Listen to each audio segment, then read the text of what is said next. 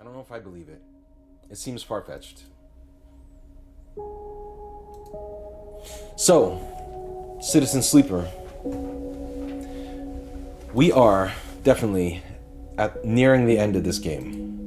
Last night, played it for a couple hours. Got to the point where I think we're at the end of the game, but I was getting a little tired. It's a lot of reading. It's a lot of reading out loud. I'm gonna fuck with my green screen a little bit here. And I wasn't quite up to foraging for mushrooms at 10 p.m. last night. So I hit pause, even though I was most of the way done with the game. But I think I can get the rest of the way there tonight. So, welcome in, nighttime people. Now that I've talked some shit about Fat Joe, giving you all time to get situated, giving people time to get the alert, I think I'm going to get into Citizen Sleeper and try and finish this game. I don't know if anyone's here who hasn't seen me play this yet or needs a refresher on how it works. I've been giving them a lot. I'm happy to give more, but if people know the deal, I'm happy to not. Because I keep looking at these VODs and chopping them up and putting them on the YouTube, by the way, if you missed any of them or just want to give me some fucking monetizable views. The whole playlist is over on YouTube, but at the beginning of each VOD, I keep explaining the whole game, so I'm going to try not to do that tonight. If anyone needs an explainer on how this works. Oh, shit. Okay. Right. Alright, so here's the deal. Last time on, I will give a little recap just for myself to remember what I'm doing. This is the Greenway, where we are. It's kind of an anarchist commune here. There's mushrooms here. I'm starving, but I got some stuff.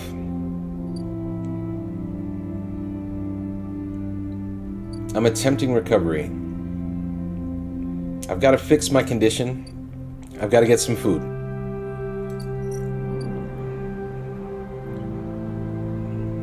We're waiting on mushrooms over here.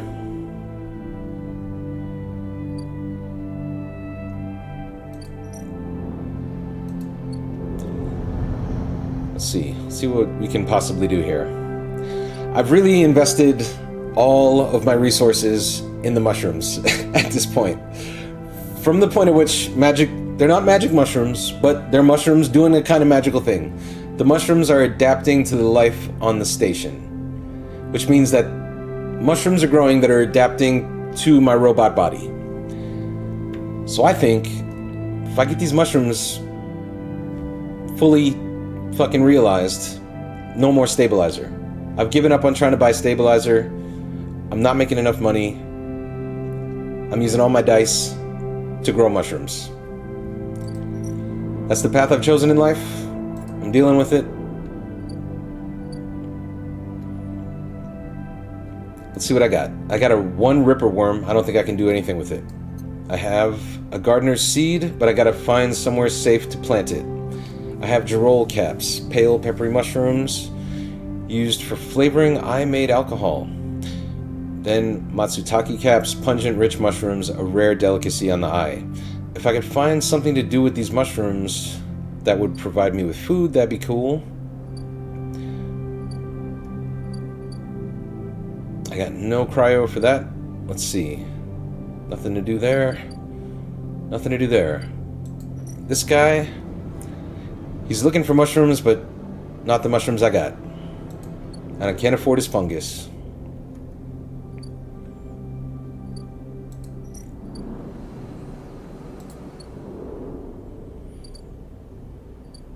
I wonder if it's possible to really die. I think we might find out, because we're really starving. Import, export. I don't think there's anything we can do here. Oh! Yes, there is. Paz knows a spacer who'll take these out to the starboard belt, but only in bulk. 80 cryo for 3 batches. Yes. Fuck yeah. And they said I shouldn't put all my money in mushrooms. Paz hands you the chits. Cheerful as always, and you wonder what kind of margin she is making on this deal. Well, shit. I think I just got enough for stabilizer. Maybe. if I go over here... Yes! Yes, I did!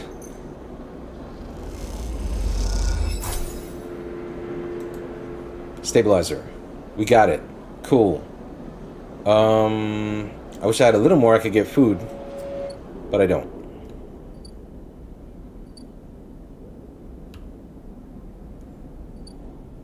Alright, I think we're gonna survive. Maybe. Food would be cool.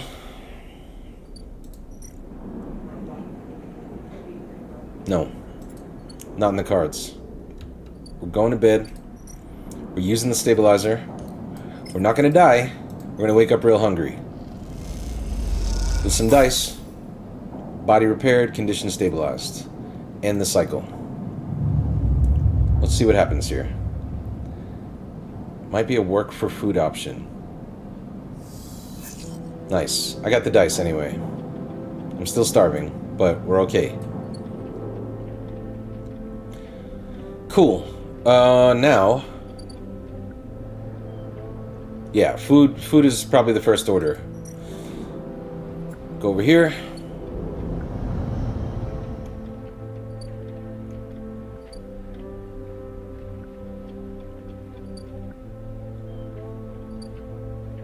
That's where you do that? No. It's the farm stacks. Work the stacks. Let's work these stacks, man.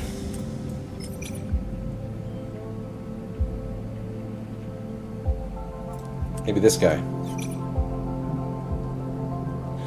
Do it. Yeah. Kinda cool. 12 is alright. By the way, have you had a look at the cloud in the Greenway? Met the Cyber Gardener?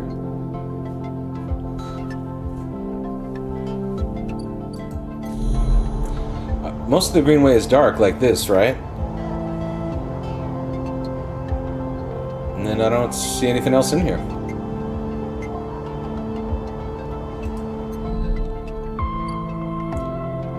Okay, we need a little more cryo, I think.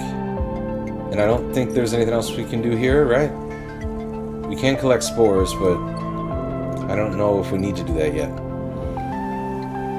These, we need more samples. Commune? Work assignment. Alright. Oh, in return your needs will be met. All are treated equally. Safe. 50% neutral. 50% negative. That could have a negative outcome and probably just drain energy. So maybe I'll use better dice. Let's do it.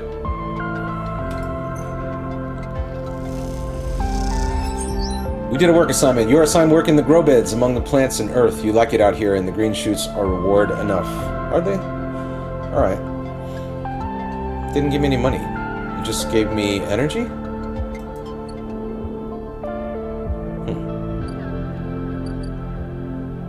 Like this energy up here? One of my skills is broken. I have no upgrade points, do I? Alright.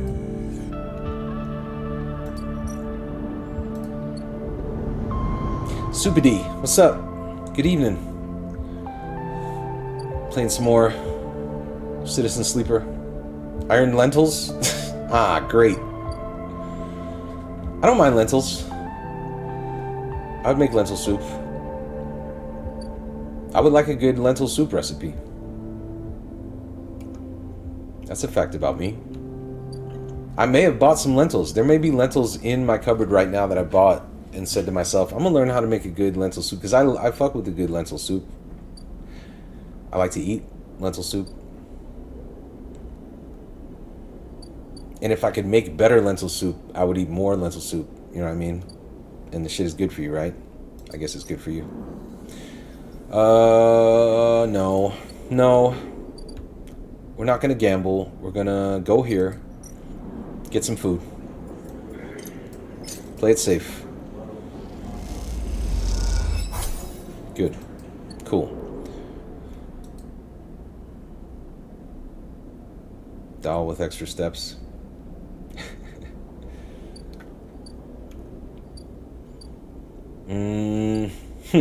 Okay. Now, can I get... maybe I don't need to work on the mushroom thing anymore. Maybe we're good over there for a bit. Does this mean I can work on joining the gang? I'm still trying to join this fucking gang. I don't know why. Because I want to join the gang and be in the commune. That's why. That's my ideal situation. I'm investing dice in it. Seems crazy. Thomas. Tonight we are playing Citizen Sleeper. A text-based RPG with action dice you use to make decisions. Wait, what did I do? I just, as you say your goodbyes to the other enforcers... this is the result of me working more in the gang. As you say your goodbyes to the other enforcers and walk back through the low end, a chirruping catches your attention. In a quiet corridor away from the main thoroughfares, someone has stuck a small recorder to the wall with suit sealant tape. Written across the fluorescent tape is one word: Sleeper. You peel it away from the wall, and as you do, it triggers some kind of improvised trip switch. It's a trap. Sleeper, Sabine's voice crackles through. I have seen you with Yadigan members. Are they holding you captive now too? It's Sabine, a high whine. I am sorry if I have dragged you into this. Do not trust them. Something is happening within the gang, some kind of power struggle. You cover the speaker a little, their voice too loud in the quiet corridor. I will come soon. Thanks to your efforts, I have located most of their properties. At the right time, a pause. I will see you soon. Don't give up. Remember our deal. The recording cuts out. You stare at the recorder, processing what you have just heard. Hearing Sabine's voice again opens up something inside you, an S&ARP employee.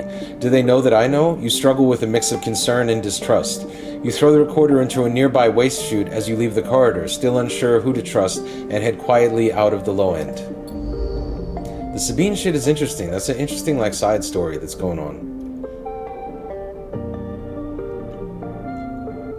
The method of storytelling in this game is really what's tripped me out and brought me back to it. I keep thinking about it in between playing it. It's fucking good. I was thinking about it tonight and just thinking that, I see why it was a frustrating game to get recommended over and over again. Because I would look at it and be like, damn, this looks intimidating, and it looks like so many fucking words, and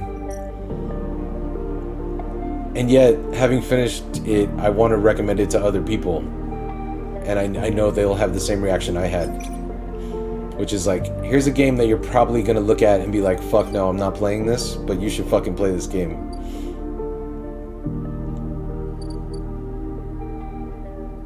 Yeah, it's interesting. It's a fucking interesting story.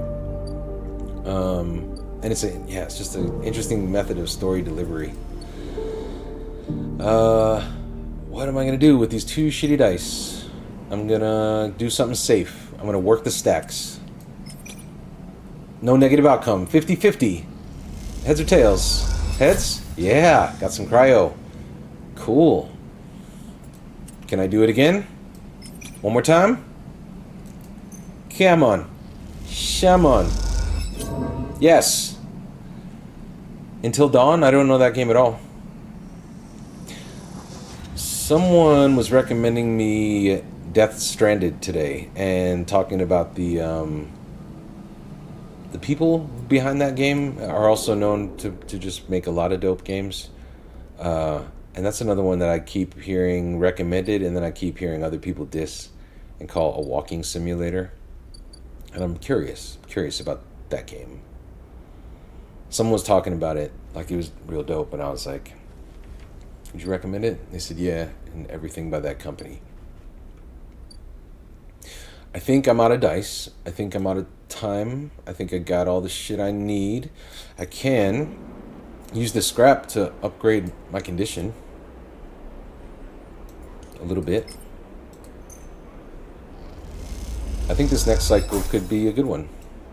Let's end it. Death Stranding is the cannabis of video games. Simultaneously dope and corny and irritating and bad. Really? Alright, that's an interesting review. I'm curious what walking simulator means.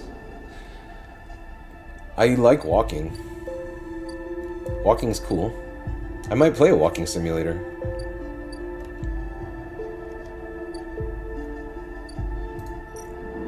If it's a good walk, you know? How good a walk are we talking? Okay. Now we can harvest some mushrooms. So we're gonna try and get the rare guys. My shitty intuition is broken, but fuck it. Let's do it!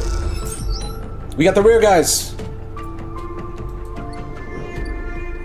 Take these rare guys over here. Give them to Rico. Clubhead caps. You hand them over to an eager Rico, who immediately begins work on the samples. Oh, I need one more? Fuck. Okay. Let's go back. Let's use more dice. We're all in on mushrooms. My intuition being heard right now sucks. Not the ones we need. Come on, man. Not the ones we need. And time's up. Alright, we gotta give that some time. We haven't completed the mushroom quest. The wastes... nah. Dangerous. Too dangerous. We could do this. So, this is Episode Flux, the first of 3 episodic updates to Citizen Sleeper, telling the story of the refugee flotilla, which has arrived at the Eye. All 3 episodes, Flux, Refuge, and Purge, are now available. Completing the Supply Jarol's action will begin the episode, but be aware that it is intended for late game play. I might do it.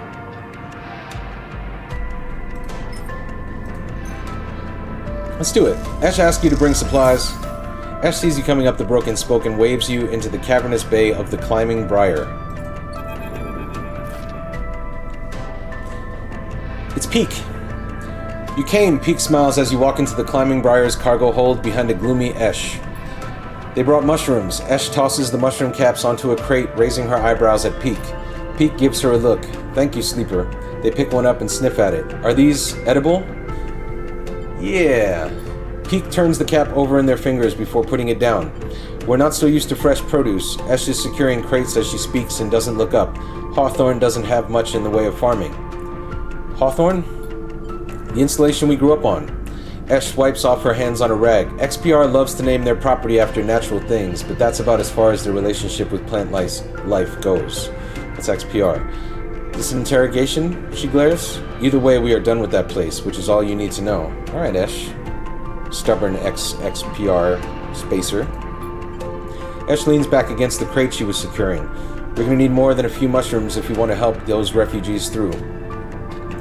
Why are they trapped? You tell me. It's your station administration that set up the cordon. Peak gives Esh a look. Sorry, she looks at Peak. I know this isn't on you. Esh stands and walks over to the mushrooms you brought, placing them into a small container with care. The problem isn't just getting supplies, it's getting them through onto the ships. Can't you just fly around? Can't you speak to Havenage? Nah, no, you can't speak to them. And get the Briar seized for breaching quarantine? No thanks, she laughs. We were lucky we got here before the cordon was set up. That's the only reason we're on this side. Why is there a quarantine? Peak jumps in. The Eye has a closed-loop life support system, just like any orbital installation. Any unfamiliar illness or significantly increased strain on life support could cause a cascading collapse in its systems. Ash scoffs. Are we making excuses for these bureaucrats now? Peak turns. We are being realistic, Esh. But these people aren't in increased strain. They are living people. Esh stares at you. Even calling them refugees is just a way of turning a lot of scared, desperate people into a single monolithic group. Esh slides the container full of mushrooms into one of the cargo hold's racks. Look, as much as I'd like to chat, we've still got a lot of space to fill in this hold. So if you're going to help... I think Esh is trying to say we need your help, and quickly, Peak says, glancing at her. The refugees behind the cordon, they won't be able to hold out indefinitely. We need to get supplies to them in the next 12 cycles, or, Esh steps forward, or Havenage will have to bear the responsibility for whatever happens next. What can I do? There's 3 things we still need to secure. Water, food, and scrap components for ship repairs. Esh gestures to the storage containers around the hold. Water we can find a way to source, or, my preference, just siphon off from the underground reservoirs in the Greenway. Peak raises their eyebrows. Esh. She ignores them. For food, things could be tricky. Those mushrooms are delicious, I'm sure, but no way we can get enough volume to feed a flotilla. However, I saw an algae stack on the way over. If we can get access... Not more stealing, Esh, Peak sighs. I didn't say steal, she stares at them indignantly. If we can get access, we can work the stack, harvest some algae for the flotilla. Those stacks churn out vast quantities in short time scales. And the repair components? Peak asks, attentively. Esh smiles. Just look around you, Peak. This whole place is made of scrap. She shoots you a glance. And I'm sure the sleeper has their sources. They can bring them right here. We get everything before time runs out. Perfect. We get most of it. Also good. Either way, in 12 cycles, I'm going to take what we have and go. But how will you get through? Esh shoulders a container. I thought I'd leave that up to you, Peak. They flinch. Are you serious? Esh, I know we said we would help the flotilla, but at what point? They stop, take a breath. Take this seriously, Esh. I don't know the first thing about breaching a quarantine cordon. Maybe not, Esh looks at you, but they might. They slipped out from an S&ARP facility, didn't they? Plus, they've been here longer than us. You're always trying to get me to find help. Well, here it is. She gestures at you. Help. Pete glances between the two of you. I swear to... They sigh. I need to think this one through. Meet me at the cordon in a couple cycles, Sleeper. Maybe we can figure something out. Meanwhile, Esh meets your eye. You can help me acquire the supplies. Discreetly. She smiles. We have to keep this quiet. Keep Havenage out of the loop. Once they get suspicious, this is over for all of us. This all suddenly seems a little too real, too dangerous. You've only just found your feet on the eye. This is not a time for causing trouble. Come find us. We'll be out there trying to pull this all together. Esh goes to the back of the hold to start packing another container. Peek, come help me. Peek glances back at her. Sleeper, look, we didn't choose this either. They lower their voice. Help us finish this. What's up, John Anfield? We've set up a base camp on the Broken Spoke. You're welcome to rest there in any of the cots while we work on this. They smile. We are in this together. Peek, Esh shouts, and they walk back into the hold to help with the container. As you leave the climbing briar, you look out at the broken edge of the eye's ring where Havanage's cordon blinks with tiny red lights. What are you getting yourself into? Some more bullshit. I'm getting myself into some more bullshit. I am never going to join this gang. It's simply never going to happen for me, but it's fine. I'm in a commune. I'm helping refugees. So many activities. Alright. Is this where we gotta come? Oh, this is where we can stay. While we're working on things with them, I guess. That's the base camp. Alright. Well, I guess we'll come back to the climbing briar. What do they need? They need... Jesus. One of the 3 things the flotilla needs are components for repairs. There's a lot of ships, which means there's a lot of scrap components. I gotta find 8 scrap components. That's so many. Okay. Scrap.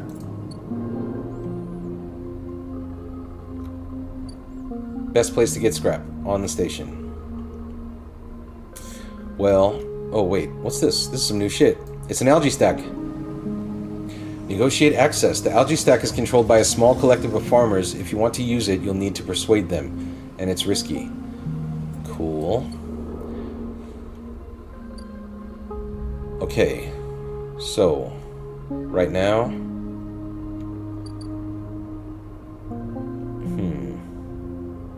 I think I can sell some mushrooms.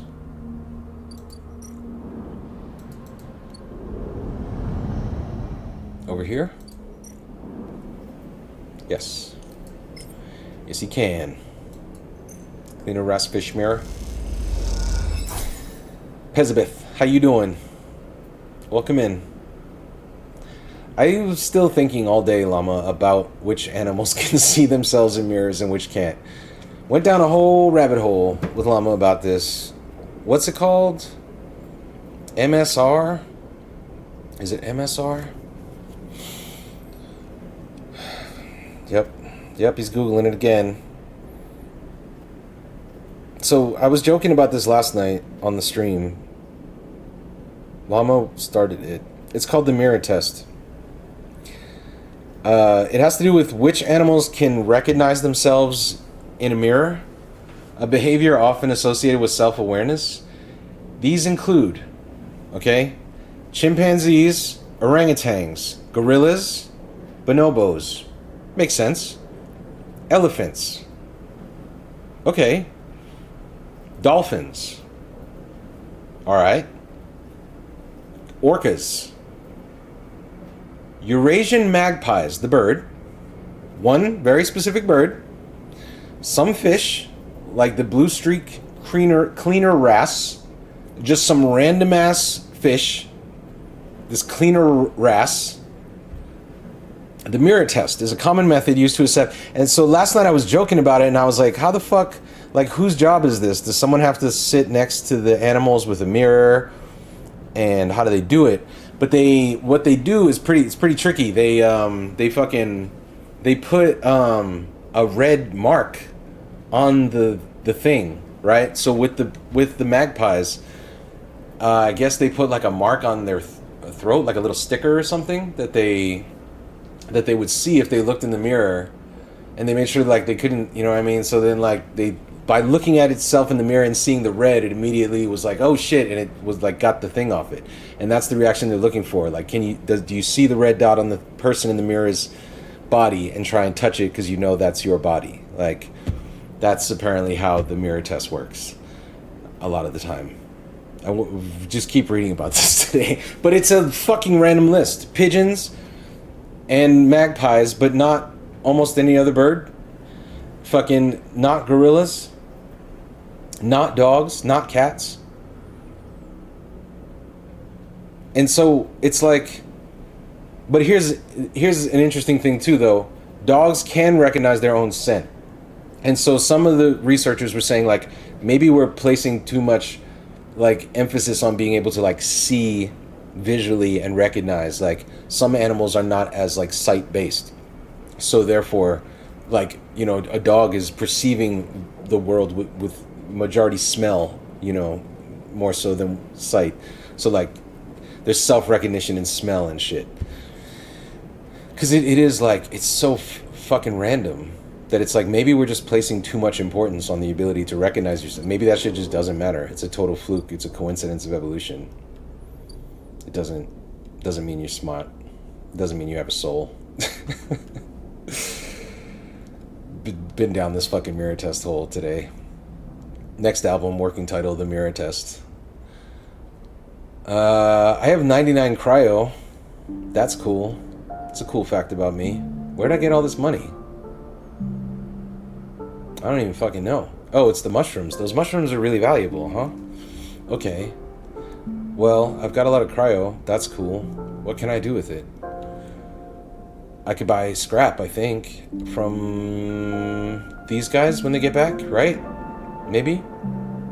Okay. Right now I just need to get rid of some dice. What's the best thing to do with it? Maybe get some more random data, sell that shit.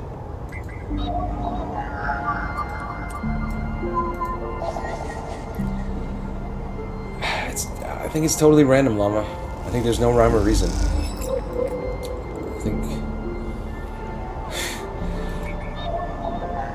I think we created mirrors. They didn't even exist in nature.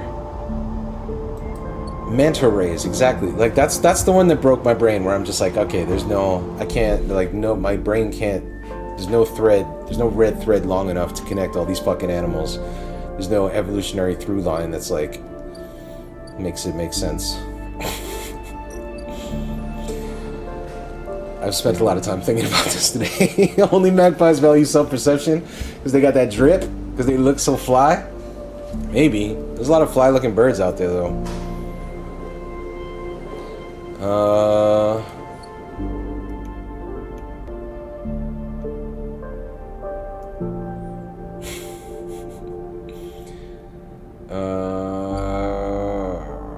Man. Okay, oh, I got that data, right? Yep. Remember why you came in this room. You focus thinking about the magpies. Over here. Put this in here.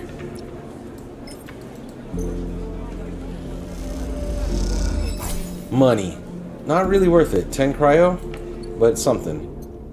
You got 109 cryo now. Is there one more? I think it's got to be a Yadigan agent for the one. Yeah, it's you. You're the one.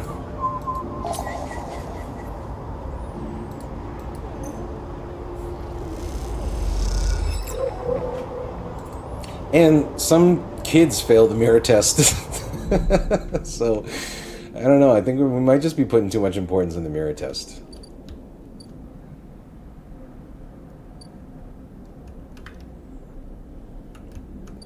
I can think of a couple nephews that fail the fucking mirror test every day. You just gotta look down at your fucking zipper and see that it's down.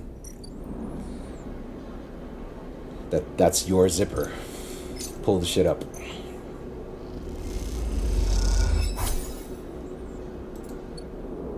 Okay, I'm fed. My condition is cool. I'm gonna go over here, get some more dice.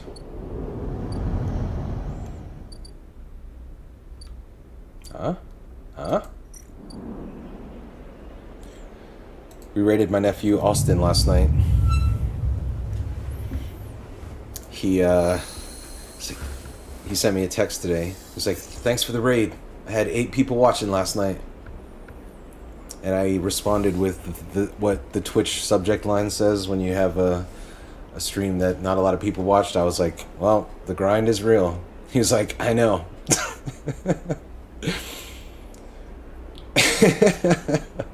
Uncle, is a lady with right. Okay, so my focus, my job.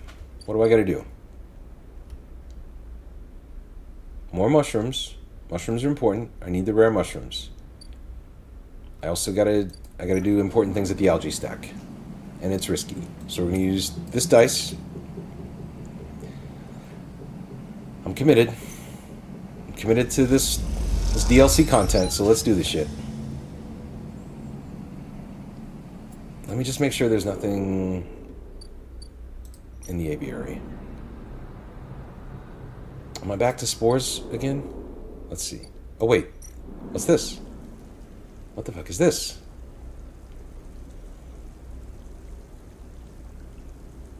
What? Oh, this is for the flotilla. This is some new shit.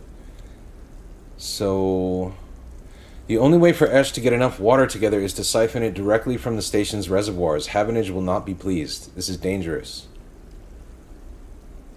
But I got a +1. So that's cool. And this is safe. The reservoir is monitored by a web of sensors. Hacking them will reduce the alert level of the system and keep you from getting locked out. I mean, maybe this is the move. Sure, like this. Maybe we do this first. Like this.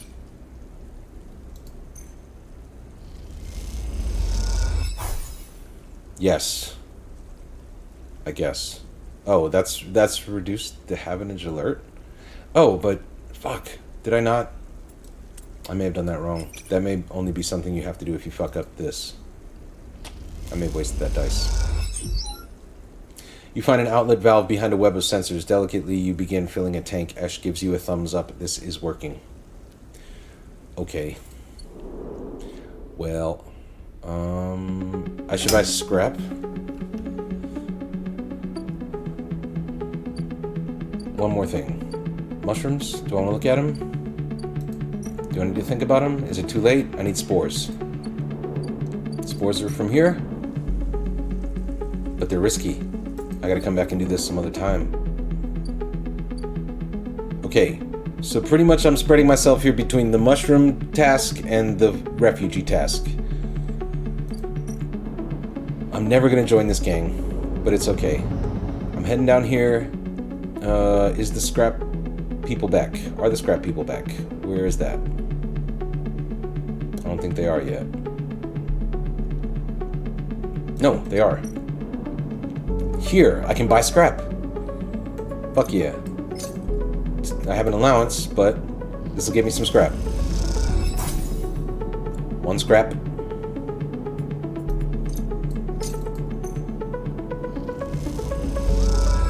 2 scrap. 3 scrap. What did I need? 8 scrap? That's so much scrap. There's a scrap exchange, isn't there? I can sell scrap, or what? I don't know about this. This is risky. Fabricator? Nah.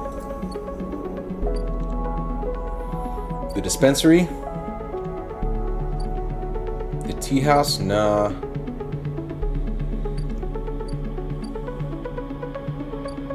Just caster's table? No. This thing. We never tried stealing from here.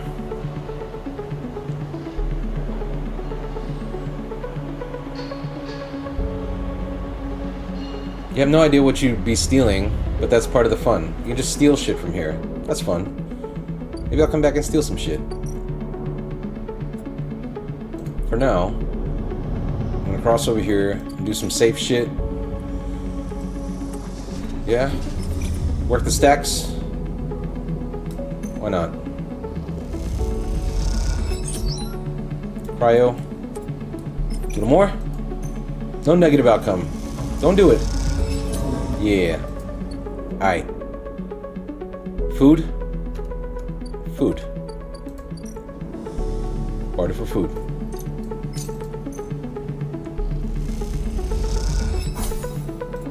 Ate the food. Alright. Go to bed. End the cycle. Fuck. Okay.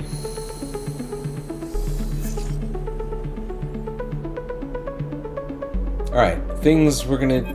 Oh shit. The eye. As you leave, you find a note pinned to the outside of the door. It reads, Sleeper, there's something you need to see. Meet me at the cordon as soon as you can. Just keep heading around the ring until you hit the flotilla. I'll be waiting. Peek. You pocket the note and glance around the corridor. Looks like you are doing this. Time to make a plan. Plan? I don't have enough scrap. I can get scrap here, right?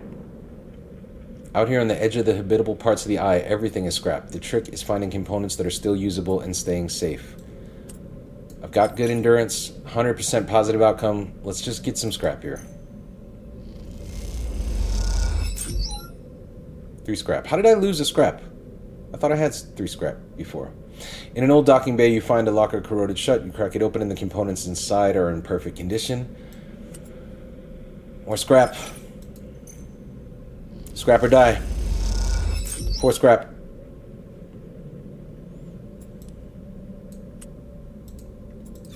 Okay, we're not going to go full all eggs in one scrap basket. I'm going to go do the spore thing, maybe? Or the algae stack thing. Spore thing. Spore thing. Yep. It's risky. No negative outcome. 50-50. Shit. Fuck. Bad. Bad move. Reservoir. Safe. But no. No. It's not time for that. Oh, shit. I got a ship mine fragment from some of that scrapping. What can I do with that? Can I just sell that? Let's see.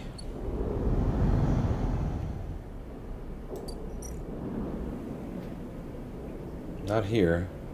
I would need 3.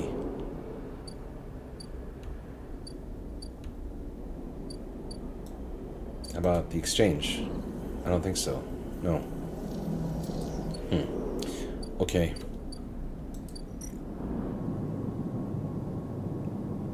I thought I hit the scrap allowance here, which would have given me 3 scrap, and yet, I feel like I lost the scrap somewhere, but maybe I just got the ship mine fragment instead of the scrap and didn't notice. Alright. Okay. I'm gonna go back over here, do something safe, go to bed.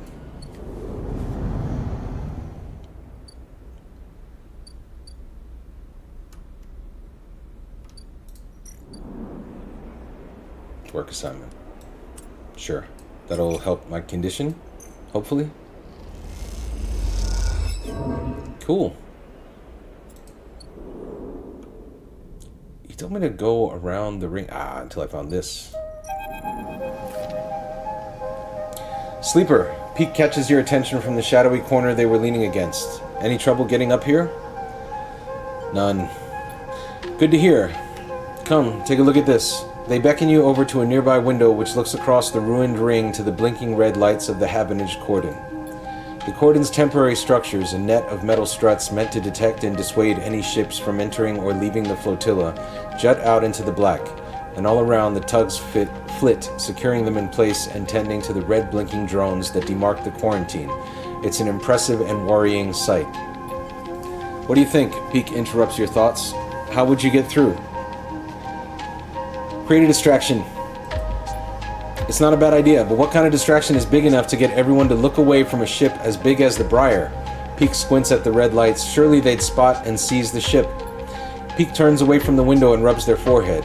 Esh has really wrapped us up in something here, hasn't she? The question is spoken under their breath and they don't seem to expect an answer. The silence grows. Maybe we try all three. Peak laughs. I like it. At least we should prepare as many ways we can. The way I see it, there are 3 parts to making it through that cordon. They gesture out the window. Ironic Sparkles. Thank you for the resub. I never heard anybody call it that. I thought it was spaghetti. An announcement. Big distraction. The way I see it, there are 3 parts to making it through that cordon. They gesture out the window at the strange structure. Deception, distraction, and speed. We'll need all of them for a clean passage through. Deception means tricking the cordon security into thinking that we are meant to be there. Maybe a tug escort would work? Anything that makes the Briar look official. Distraction, meanwhile, will be all about diverting attention so that no one looks too hard at what the Briar is doing. If we can create a gap in the cordon's scanning and deterrent systems, that should keep them busy. Finally, speed will mean making sure the Briar is ready to roll. Perhaps we can do a little work on the ship to get her ready? Ash surely wouldn't mind. They lean back from the window. How does that sound? Risky? Well, they smile. Yes, there's always going to be risk. That's how this works. You've got to be on board with that. Peak looks down at their slate. 10 cycles left. They glance out the window at the cordon nervously. 10 cycles to gather the supplies and to prep this plan. It's tight. Stay silent. Peak looks at you. If this goes wrong, Peak sighs, just get out, okay? He squeezes your shoulder. I'll follow Esh anywhere, but you don't need to get dragged down with us. It won't come to that. We'll be fine. Peak brightens up a little. Of course, but just keep it in mind. Let's get to it, Peak stretches. I'll tell Esh about the improvements to the Briar and the rest. Let's explore the cordon as best we can and look for openings. I have no idea what guardian angel sent you to us, Sleeper. Peak smiles, but I'm very glad they did. Aight. Thank you for the sub. Ironic Sparkles. We're helping space refugees and trying to grow rare mushrooms and trying to get scrap, and in our free time I'd like to join a gang, but I don't know if it's going to work out. It's been a fun night. There's an exciting announcement coming soon, for sure. On Thursday, the return of Cupburger. Get in early for the big announcement. You already know. You already know what time it is. What are we going to do now? We got no dice. Is there a way to get any more scrap anywhere with anything? I don't think so. I think it's time to call it and end the cycle.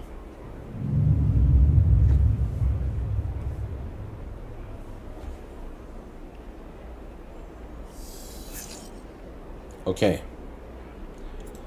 Got some action dice. Time to make some decisions. There's a lot of risky shit we gotta do out here in space. We've got this much time to help the refugees. What's gotta happen over here? And some more risky shit. Fuck. Okay. Alright. Okay. 4 scrap. Is there any way for me to get the remainder of the scrap I need today? I'd have to come out here and do some more risky shit, because I've hit my scrap allowance. I don't think there's anywhere else I can buy scrap.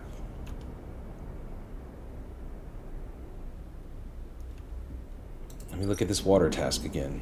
This is a lot of shit we gotta do here. Fuck. Okay. Alright. We're gonna do this. I think we're gonna do this. We're doing it.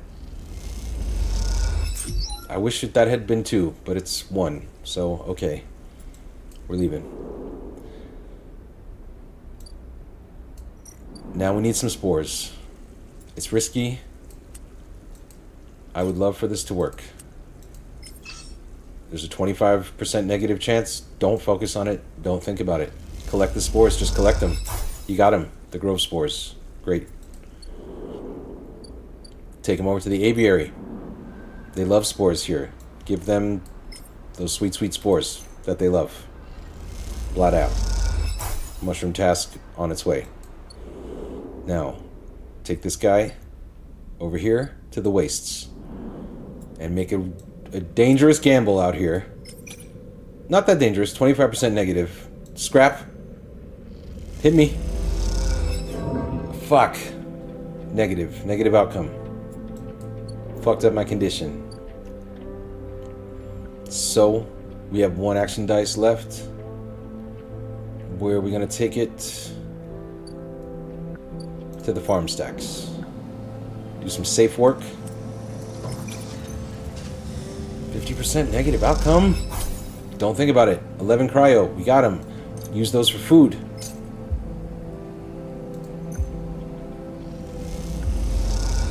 We're doing alright. I don't think there's anywhere else we can buy scrap. I think we've been through this. I don't think I can do it. I think I'm going to go to bed. I'm flickering, but I'm going to end the cycle. I'm putting my faith in mushrooms to deliver me in the game, IRL. I'm going to need more stabilizer soon.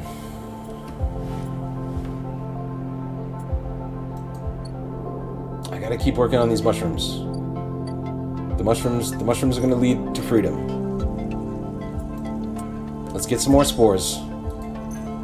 Shrooms are going to save us. It's got to work out. Here's more grove spores. And I think I just fucking need 1 more. Let's do it. Come on, man. Come on. I don't have stabilizing money right now. I got 40 cryo. That costs 80. But when I take the spores over here to the aviary, right? Hear me out. Hear me out. I put these in here. That's 1. That's 2. So these will now start to produce mushrooms. Which I just gotta wait. I gotta wait for them to germinate. 2 cycles. 2 cycles? And when they do, I'll be able to harvest mushrooms that will give me the money I need for stabilizer. I guess we're 2 cycles away from having the money. I can get the stabilizer. I'm good for it. The stabilizer got discounted to 80 because I helped the gangsters. I think it was at like 100 plus before that or something. Stabilizer is very important. It keeps my body from rejecting my organs' passcodes, so it is kind of important. Mama may have a point.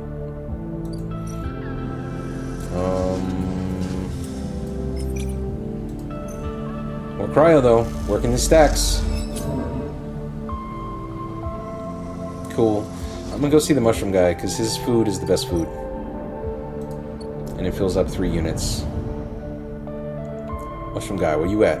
Where you at? Where you at? Emphas. I'm also 1 Jarol cap away from talking to this guy, and I haven't talked to him since like the very first session of playing this game. The fungus, and he was cool as I recall. And I like his mushrooms. Over here, they got rations for 10. Kind of losing some money here, but condition's good. At least I'm not hungry. I can sleep here.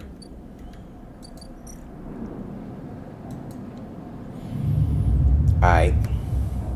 It's the substance.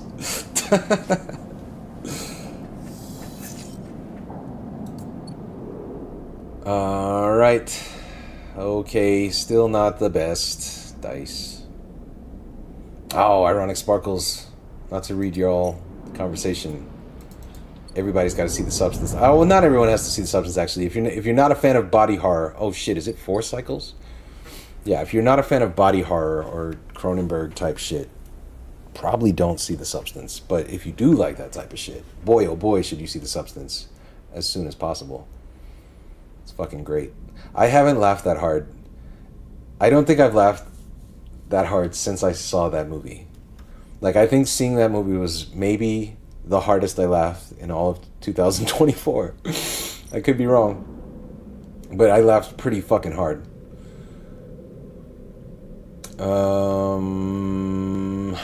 More scrap. I'm waiting on the mushrooms, or I could do the dangerous water task, which does require a lot of fucking dice. All right, 1 scrap, 1 water.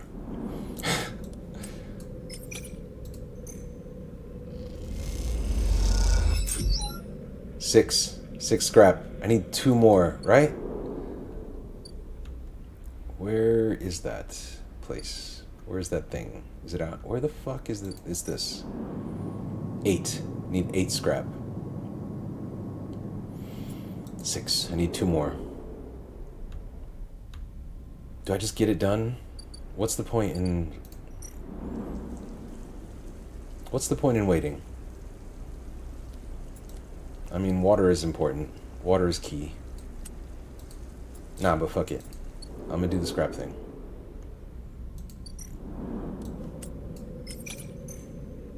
Yeah, come on. Give me 2. Alright, 1 is cool.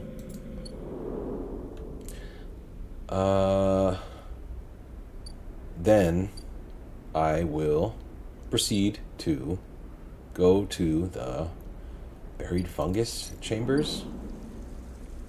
No, I don't even know if I need more spores. Algae stack? This is dangerous. It's risky. I'm gonna try this. I don't see a big drawback. Come on. Come on, man. Yeah. Okay.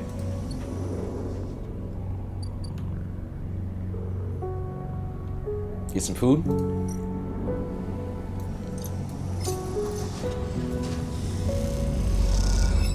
Yeah. Alright. Health is fading. Stabilizer soon.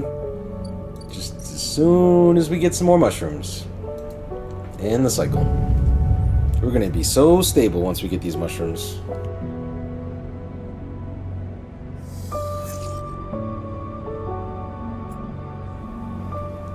Okay. Scrap. Let's finish the scrap task. Scraptastic. We're halfway done with the cycle of this refugee shit. Nope. No. Not that yet. Where is it? The wastelands. The wastes. Gather the scrap. We'll use this one. It should be good. Give me what I need, man. Yeah. There it is. 8 scrap components. Okay.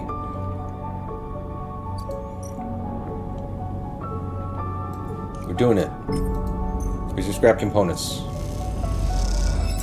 That's it. These components should be enough to cover most of the basic repairs the flotilla needs, you hope. You look over the pile of scrap components lying in the briar. You look around. The bay is empty. Esh and Peak either elsewhere on the station or on the bridge a couple of levels up.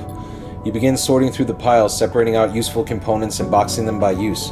You don't recognize everything you find, but before long you get into the rhythm of sorting. As you do, your mind starts to drift, your attention being drawn into the dark corners of the bay. The briar is in surprisingly good condition, considering that Hawthorne and XPR must have been operating it for decades by now. The marks of care are everywhere, from the delicate patch jobs polished to meld into the original finish, or the carefully bound wiring running through custom trunking. Esh loves this ship, that much is clear.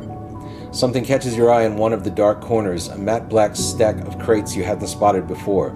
They are sleek and compact, tucked away behind some of the bigger, more worn containers. Investigate.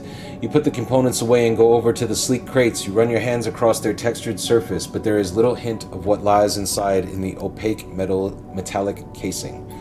Then you see it, a yellow symbol embossed onto the far side of the crate, a universal sigil used by spacers, corporations, and manufacturers alike. It's one you have seen throughout your time as a sleeper, its meaning all too familiar. Explosive contents. Oh shit. You hear a hiss, and Esh comes up through the bay's lock. She barely registers your presence, nodding at you as she passes. Sleeper? She busies herself with some task at the back of the bay. Finish the job. With Esh in the bay as well, the atmosphere shifts and you suddenly feel watched. You quickly finish up the sorting and slip out, waving goodbye to her back as you do. Oh, she got explosives. Oh, okay. Well, that may change things. Still waiting on mushrooms. Still helping these refugees. I mean, we're committed to the water task. 100% positive outcome. Let's fucking get it done. I mean, she's probably using the explosives for something benign. Right? It's fine. It's probably harmless. Let's work the stacks. Let's give a little cryo. Is this the best use of this? Yeah, I guess.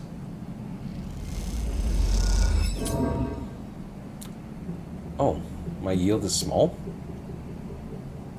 Oh. Never been told that before. Cross to rim. Go over here.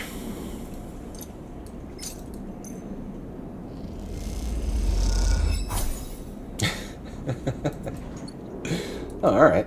Cool. I feel more comfortable now.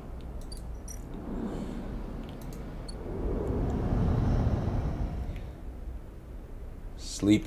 Sleepy time. Well, we're fading a little bit.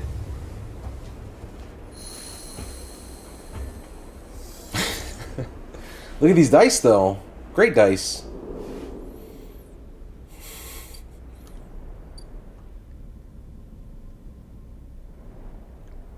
It'd be great if you confronted them and they were just like, it's for pranks. Okay, I feel better.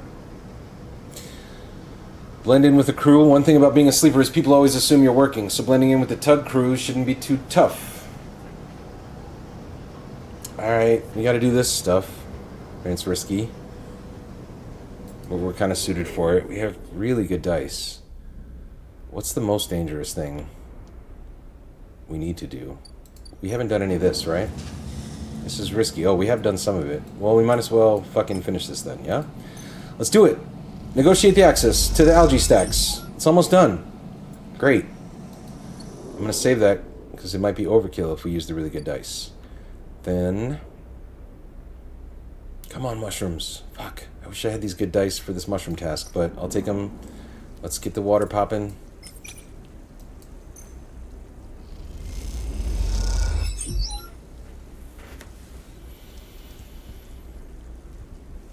This better be so cool. I mean, it is cool to have drinkable water.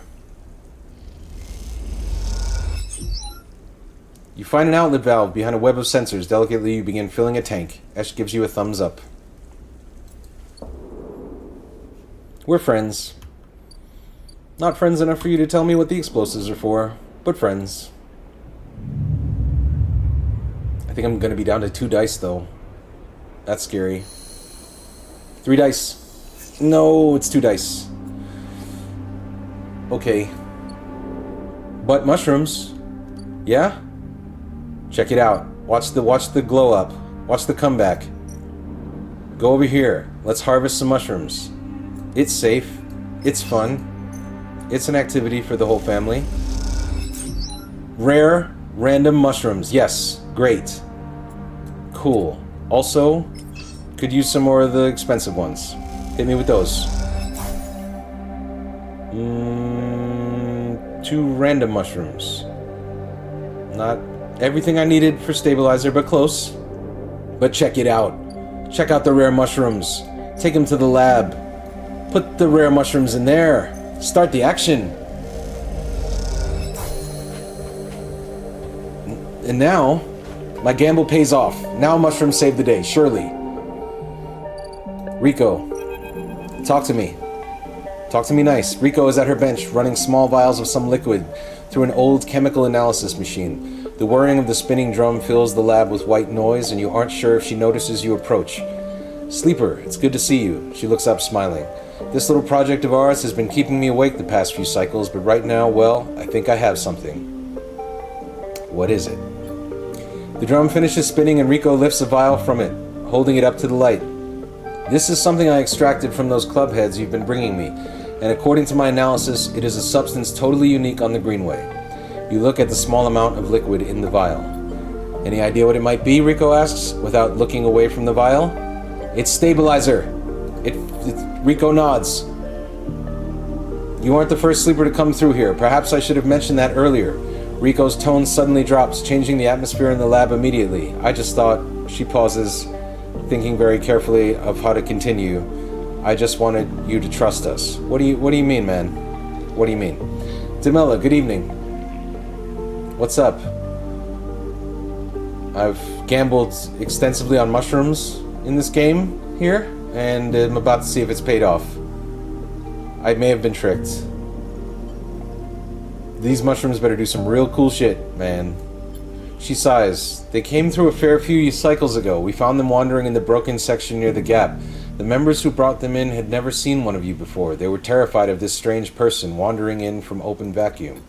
They were quieter than you and damaged. We did our best to patch them up and welcome them to the commune. I only really spoke to them once while I was working on their wounds along with a couple of systems engineers.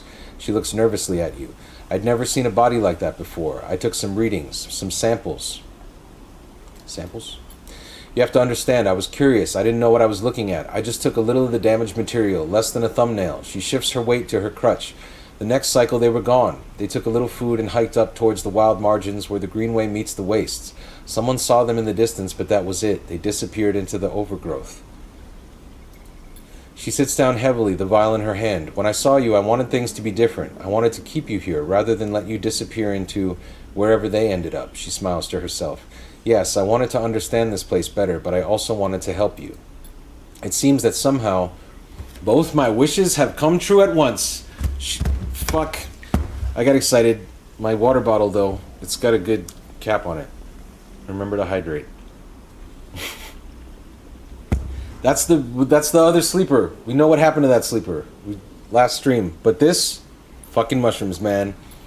This is for you. You take the stabilizer, the glass cold and smooth in your palm. Thank you. Don't thank me. She gazes out at the Greenway through the glass. Thank the motherfucking mushrooms. Those clubhead caps made it for you, or at least who or whatever made those clubheads. She starts to clear her bench. It was right there, contained in their tissue. I only had to extract it. I imagine you understand how incredible that is. I learned enough from that sleeper to know that your body, your frame, is it, runs on some exotic technology. Exotic technology that has a time limit built in. Somehow the Greenway knows that too. It understands your physiology much better than I ever could. It knows how to treat you. Just like that miraculous antidote that sprung from the mold, so too has this sprung from your presence here. The Greenway is speaking to you. It is welcoming you. She looks up. I know it sounds crazy, but I know it to be true. Here's the evidence. And what I also know is it is no longer speaking to me. Even after decades here, I have never seen this kind of response. Not since the antidote so many cycles ago. She smiles. So I'm going to make you a deal. You bring me as many club heads as you like. I'll extract the stabilizer and give it to you freely. But you have to tell me what the Greenway says. You have to speak with it. Meatballs, is this? You have to speak with it. To dig into it, to find what being is at the center of it. I've traveled as far as I can. I need you to do the rest. Can you do that? Yeah. Rico sighs with relief and deflates into her chair. Thank you. I'm sorry for the other sleeper. Truly I am. I'm sorry I couldn't have done more. But I'm so glad I met you. She smiles. You're welcome here anytime. Rico falls silent. She looks smaller now, more fragile, and you realize how old she must be to have seen the collapse firsthand. You idle a little in the lab in case she asks for anything else, but you remain silent, and so you drift back into the tunnel, thoughts of that other sleeper and where they ended up weighing on your mind. Oh, we get to talk to machine elves now? Oh, cool. Demella, I don't know if you're still in here, but earlier I started the stream. It might be worth going back with just a little recap of some of the wild shit Fat Joe has been saying. on social media. Fat Joe's got a new podcast, and he's wildin'. Fat Joe and Jada Kiss. Stabilizer. Putting it in. Injecting it. Watch my condition. Watch the glow up. Look at this. Okay. Rico's Grow Beds. Secure Plant Nursery. I can plant the seed. It's the fucking thing I've been walking around with. The only way to understand what gardener gave you is to grow it. Rico is incredibly excited by the prospect. Wait, maybe I have met the gardener. I don't know. Alright. I'll take good care of it, Sleeper. Rico smiles. Don't you worry. Alright. Planted a seed. Is this where we... No, I don't see it. Maybe we did encounter that character. Maybe I just don't recall. Because where else did I get that seed? Okay. So, I don't have any money for food. I do have the mushroom caps. I need to go talk to the dude, though. At last. Where's he at? Memphis. It's time.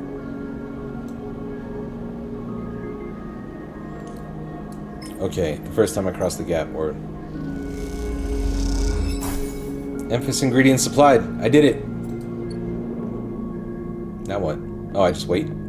Oh, does that just upgrade his recipe or something? He's working on gathering the ingredients and preparing the mushrooms. He doesn't like to rush these things. Fair. In the meantime, I have no money. What is this? Wait! Oh, it's just a fragment. Shame I can't do anything with the ship mine fragment. But, I'm going to bed.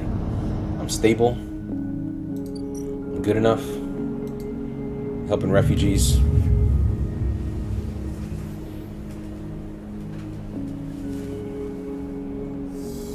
I'm starving. But, I got dice.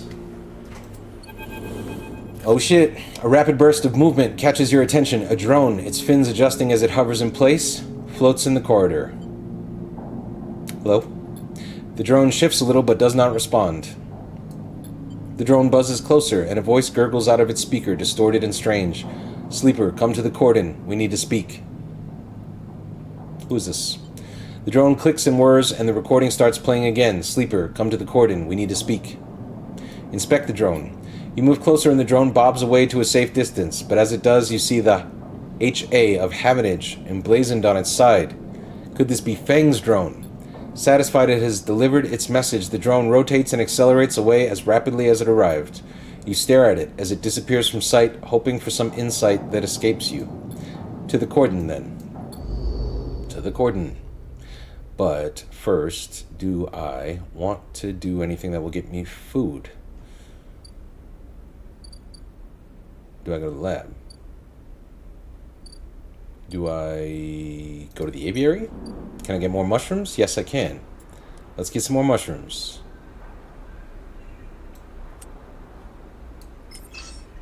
Is this wild? Is this a wild gamble?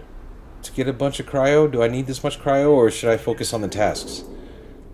I think maybe I should focus on the tasks. Where is the refugee situation? Oh, the refugee situation is really getting there. Okay. Fuck. I think I need to handle this water shit. Alright, let's handle the water shit. Oh my god. It takes so long to handle the water shit.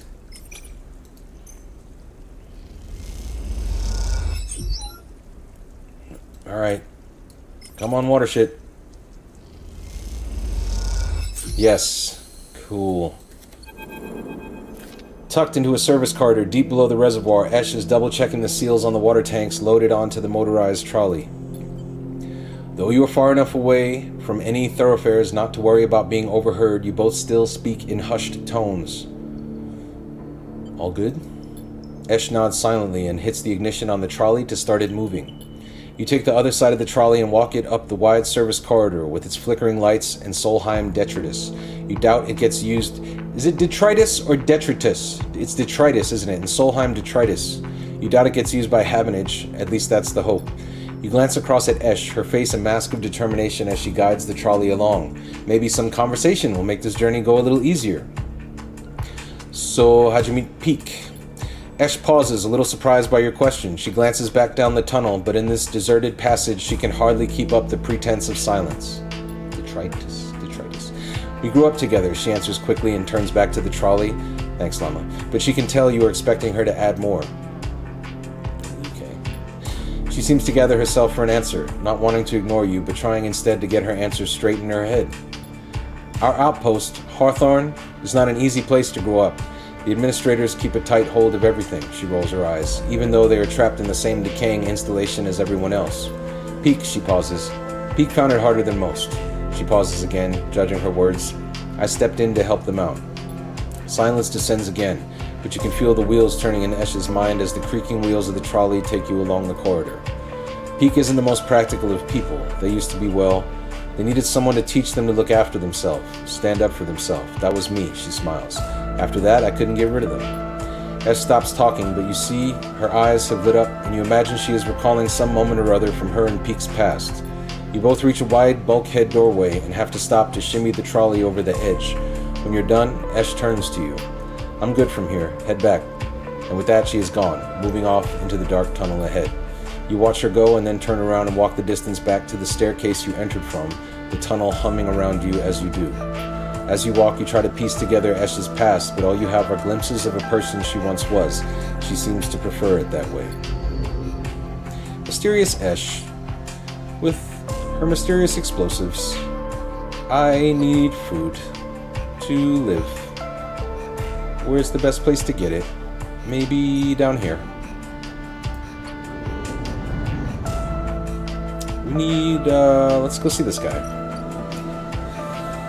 So here at the Minji Express, he's got a kelp stack in the basement. He makes noodles from the seaweed. He doesn't pay much, but he'll feed anyone who does a shift. It's safe. Let's try it. Plus energy. A little bit of energy. Not great. But better than nothing. Oh, shit. Do I want to do this? Yeah, this will give me cryo and I can buy food. 15, sure. Take that over here to my boy Emphas, who's closed because I fucked his shop up with mushrooms. I got him mushrooms, he got excited. Nope, they're not gonna give me any food here. What's the best place? Now I think it's probably the commune. Head back over here. Farm stacks. Yeah, 16. Do the barter. I am once again informing you I have zero of those. But I can sell the Matsutake caps. Right? Are those the ones I can sell? Am I fucking this all up? Do I have enough? Let me see. Gotta check the prices here. I need 3. I need 1 more. And then I'm gonna get 80 cryo. And then we're not gonna have to worry about money anymore. Ever again.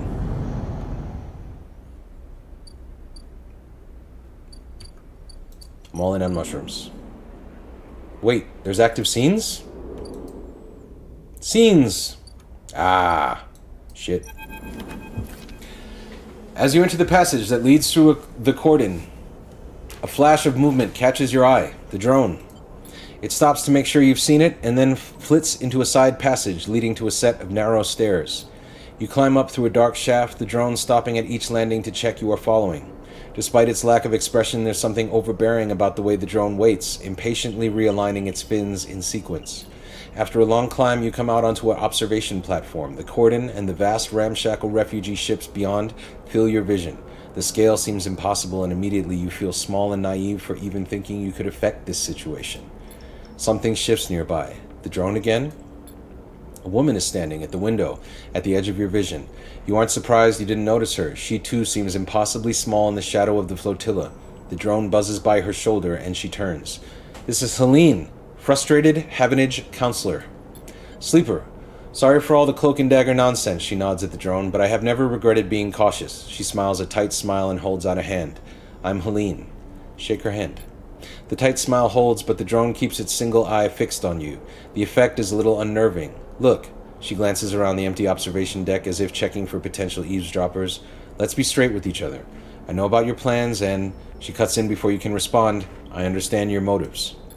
You look at her in her overalls, the yellow markers, the HA signal. You've been on the eye long enough to recognize a Havenage member when you see them. You are Havenage. Yes, I expect that is obvious, the tight smile again. I hope you won't hold that against me. She glances around nervously again and moves a little closer. This entire situation, I'm not here to defend it. She glances back at the flotilla. No one is happy about this. Then release the flotilla, man. Especially not the refugees, man. I'm going to say then release the flotilla. She sighs. How do you think this works? She pauses. Sleeper, tell me something. What does Havenage mean to you? Hardenhurst, a work in progress. Hardenhurst. She squints at you. That was unfortunate, but you should know it was one of our own who exposed Harden, and that has been dealt with. Havenage is used to being criticized. In some ways we invite it. Our members are free to bring up grievances at any meeting, to propose new structures and approaches. She shifts her weight impatiently. As a counselor, it is my duty to listen to them. That is why I was elected by the members. We are an imperfect system, yes, and each counselor, each member, each representative can be flawed and worse. She looks down. But we keep this place running. That is what we do. Yeah. And non-members? There are paths to membership. And we cannot force everyone on the station to join us. What do you expect? We are an association of individuals. We cannot always account for the needs of those outside that structure. She turns and looks out at the flotilla, no matter how much we wish to. Can the Eye take in thousands of refugees safely? I don't know. This place is a ruin, Sleeper. What do you think the council discusses? The price of Jarol? We make plans to keep this place spinning, to keep life support working, to ensure... Helene's slate chirps and a grim look passes across her face as she sees the notification. She looks tired, the screen light casting her rigid expression in a pale glow. Sleeper, I didn't bring you here to explain how Havenage works. I came to talk about your plan to cross the cordon, breach the quarantine, and supply the flotilla. She looks directly at you. Play dumb. Play dumb? Stay silent. I know you think you're helping the flotilla, but you cannot do this. Right now, halfway along the ring, one of a countless series of debates are being held. These debates are to evaluate the potential harm that could be caused if the refugees of the flotilla are left to enter the station. These debates are at a standstill. Helene walks to the window. Too many in the Havenage Council think of the flotilla as a threat. After recent events, a hardline group has emerged. Protective, selfish. They seek only to benefit the members. In their mind, the flotilla is a danger to life on the Eye. If you're caught crossing the cordon and breaching the quarantine, it will only strengthen the hardline counselor's case. Criminals who stole a ship from XPR undermining the security of the station, she shakes her head, is exactly what they want. Well, they do have explosives. The refugees need supplies. They do, and that's exactly what I want to give them, but unless the quarantine is lifted through a fair process, they will never get them. She sighs deeply. And those XPR spacers you're running with? Sleeper, do you know anything about them? No, well, they met when they were friends. They were kids, and they have a cool rapport, and I like their fashion. More than I know about you. She looks at you pleadingly. Let's change that, Sleeper. Why do you think the refugee flotilla came here now? Something is happening in the system. Something is pushing people out of colonies and outposts that have survived since Solheim collapse. We need to be ready for whatever is coming, ready to protect the Eye. I know the Eye means something to you. I know there's a reason you are still here. Help me protect it. Helene fixes you with a strong look. Persuade those spacers that this is the wrong move, that they will get caught and the flotilla will be locked down, that Havenage will be delivered into those with the worst instincts. Forget this suicidal supply run with people you barely know. Help me fight for the Eye. Well, shit. I don't know, man. Stay silent. Helene looks at you, hoping for some kind of response. Don't offer up the excuse the hardliners need to lock the flotilla out altogether, to persuade the members they are the safest pair of hands. She looks at you imploringly. Please. You look back at her and the flotilla behind and sense a desperation in her plea. A notification breaks the silence. Shit. She rapidly scrolls through pages of data. Sleeper, I need to go. She looks torn. Think about this, please. Talk to the spacers. Help them see reason. And she quickly leaves the observation deck before you have time to respond. You stay for a moment, watching the lights of the tugs in the flotilla, and wonder what it feels like to be on one of those ships, so close to your destination, and yet so far from it. And then you think of the Havenage Council chamber, across the eye, where the right of these people to find safety is being debated. You shiver, and then you too are gone, back into the stairwell in the cold dark below.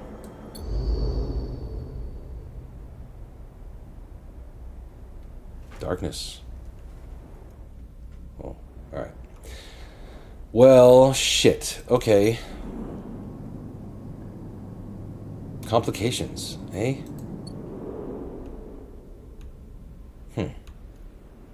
Alright. I think the cycle's done. Something's gone on over here? I got an upgrade point. Yeah, let's bring it back. Cool. I fixed my broken skill. Food? I have 0. Cryo. Nope. It's bed. It's the end of the cycle.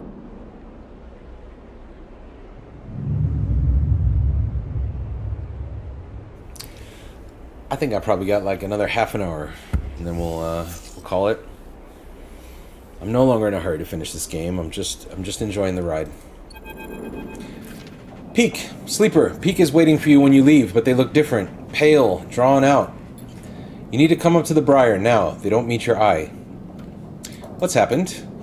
Not here, Peak hisses. Come to the ship. We'll be waiting. Peak walks away. Don't take long. And with that, they disappear around the corner, leaving you anxious and confused.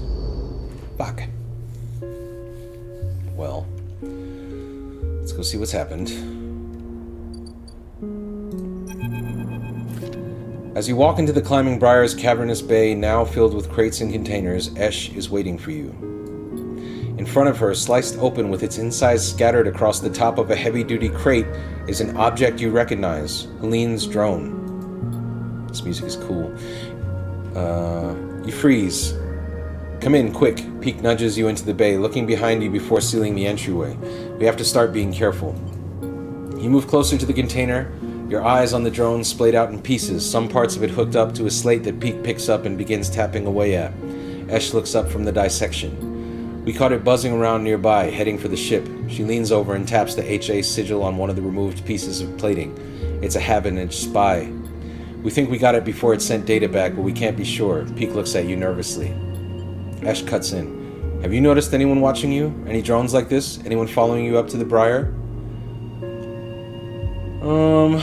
Well, since you ask, I have seen this drone. Esh frowns. Following you? Uh-huh. Yeah. In fact, I met its owner. Esh pauses for a while, Peak looking between the two of you. Explain, Sleeper, Esh says quietly. I think I'm gonna tell him about Helene. I'm going with just the radical honesty approach. You explain that you met with Helene at the Cordon, and you tell Esh and Peak about what she told you. This fucking music rules. You explain that you met with Helene at the Cordon, and you tell Esh and Peak about what she told you.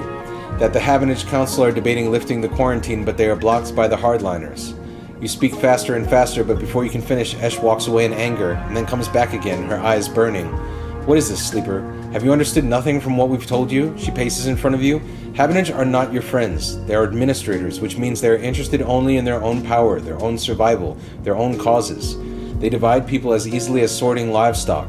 The greater good of their work demands it, the wider project of the station, the colony, the nation. Her eyes are wide as she speaks, her anger barely contained. She wants to help? Esh laughs. Help what, Sleeper? Undo the mess of her own creation? She only wishes to placate you so you'll compromise. So you'll do what is acceptable, not what is right. Okay, I see what we're doing. We're having the radical liberal conversation, alright? Do I want to hang out with my cool friends? With their jacked arms and their cool overalls and their explosives? Or do I want to hang out with this weird government official who has a drone and stuff? Stay silent. Let me tell you something, Sleeper, Esh says, her rage hardening into pain. When people become administrators, they give up something. Some part of being human, being an equal among others goes away. They start talking about the greater good, the systems, the way in which their hands are tied or their process is compromised. My mother was the administrator of Hawthorne, and I've seen what it did to her, that noble higher calling. It is toxic. People should never have the chance to decide the fate of others, and those that do so at a cost to their humanity. Peak tries to cut in, but Esh holds up a hand.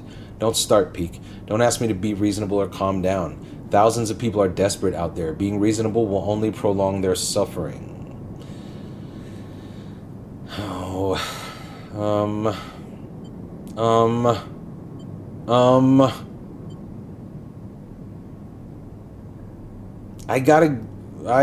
Peak's not on your side. If Peak was on your side, Esh, but do we have a rift in the Peak-Esh relationship? I like Peak.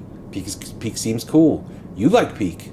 So, I think that we have to arrive at a consensus of some kind, and Peak is starting, so I'd like Peak to have time to continue, and therefore I'm going to, for the sake of argument, say Helene can help.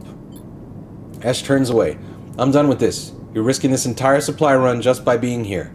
She walks back into the bay and starts checking the straps on the crates. I go next cycle. We don't need you anymore. Get out. Sleeper. Peak looks torn. You have to understand. This is personal. This is personal for Esh. I know. Peak looks away, then at Esh. I don't know, Sleeper. I just don't know what to do. You glance around the Bay of Briar, the walls seeming closer every second. This whole thing is closing in on you, and the question is, where do you want to be when it all collapses? You look at Peak. And what do you think, Sleeper? Peak rubs their forehead. Should we do this thing or not? Oh, for fuck's sake, guys.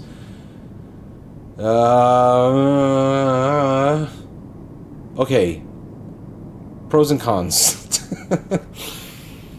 We just spend more dice. There's more bureaucratic red tape. If the explosion thing goes sideways, we could fuck this whole operation. It seems risky. Y'all two are not on the same page.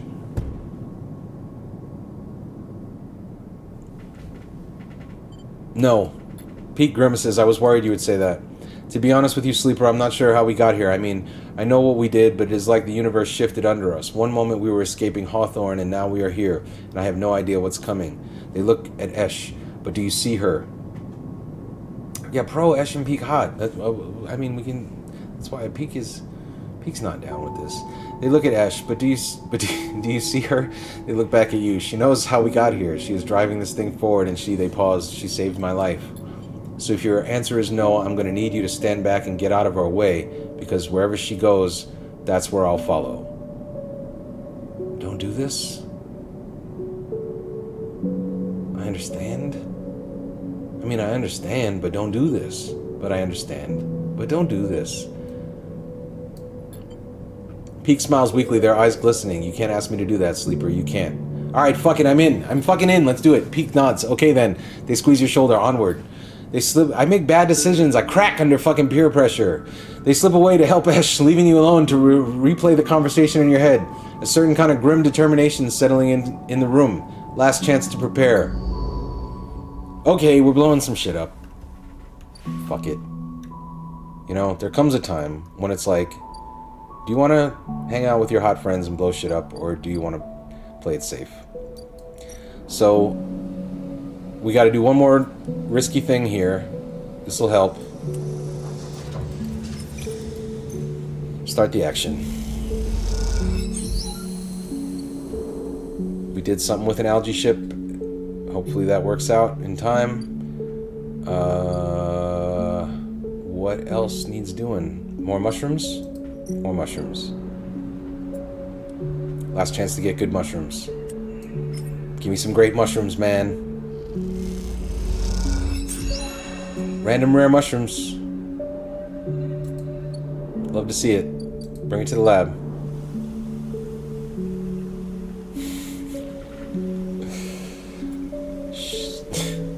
Oh, I need 2. That's true, you got a point there, Llama. Alright, what else is scary? This is scary. Let's do this. Let's get Cordon intel.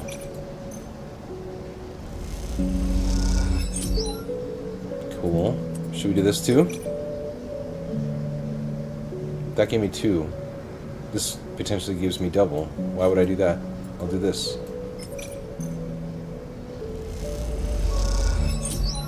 Great. Look at all my coordinate intel. What's the worst that could happen if I... What's the negative outcome look like? I would just lose energy? Nah, it's not worth it. Is there 1 cycle left? Fuck. Food, water, and components. I think I got... Whoa. Good night, llama. Yeah, we'll call it soon here as well. Peace. What to do with the 1 remaining mushroom?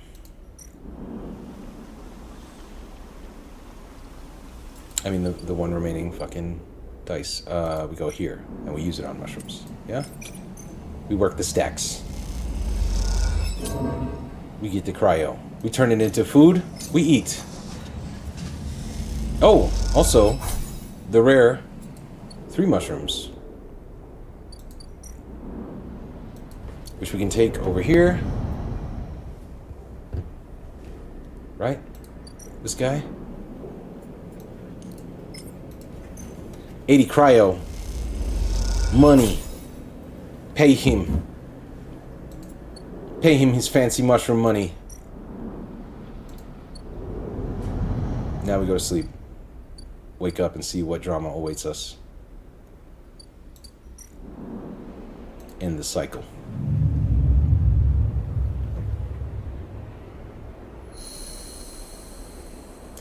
Make sure you know. Fucking Thursday. It's going down. 2 p.m. Eastern, 7 p.m. British Central Time. Big stream. The return of Cupburger. You've probably already heard this. You might be sleeping, but just in case somebody wandered in whose eyes haven't touched this yet, look at it. Look at it with your eyeballs. Nope, we're gonna save the scrap. I'm gonna save the scrap. I'm not gonna self-repair.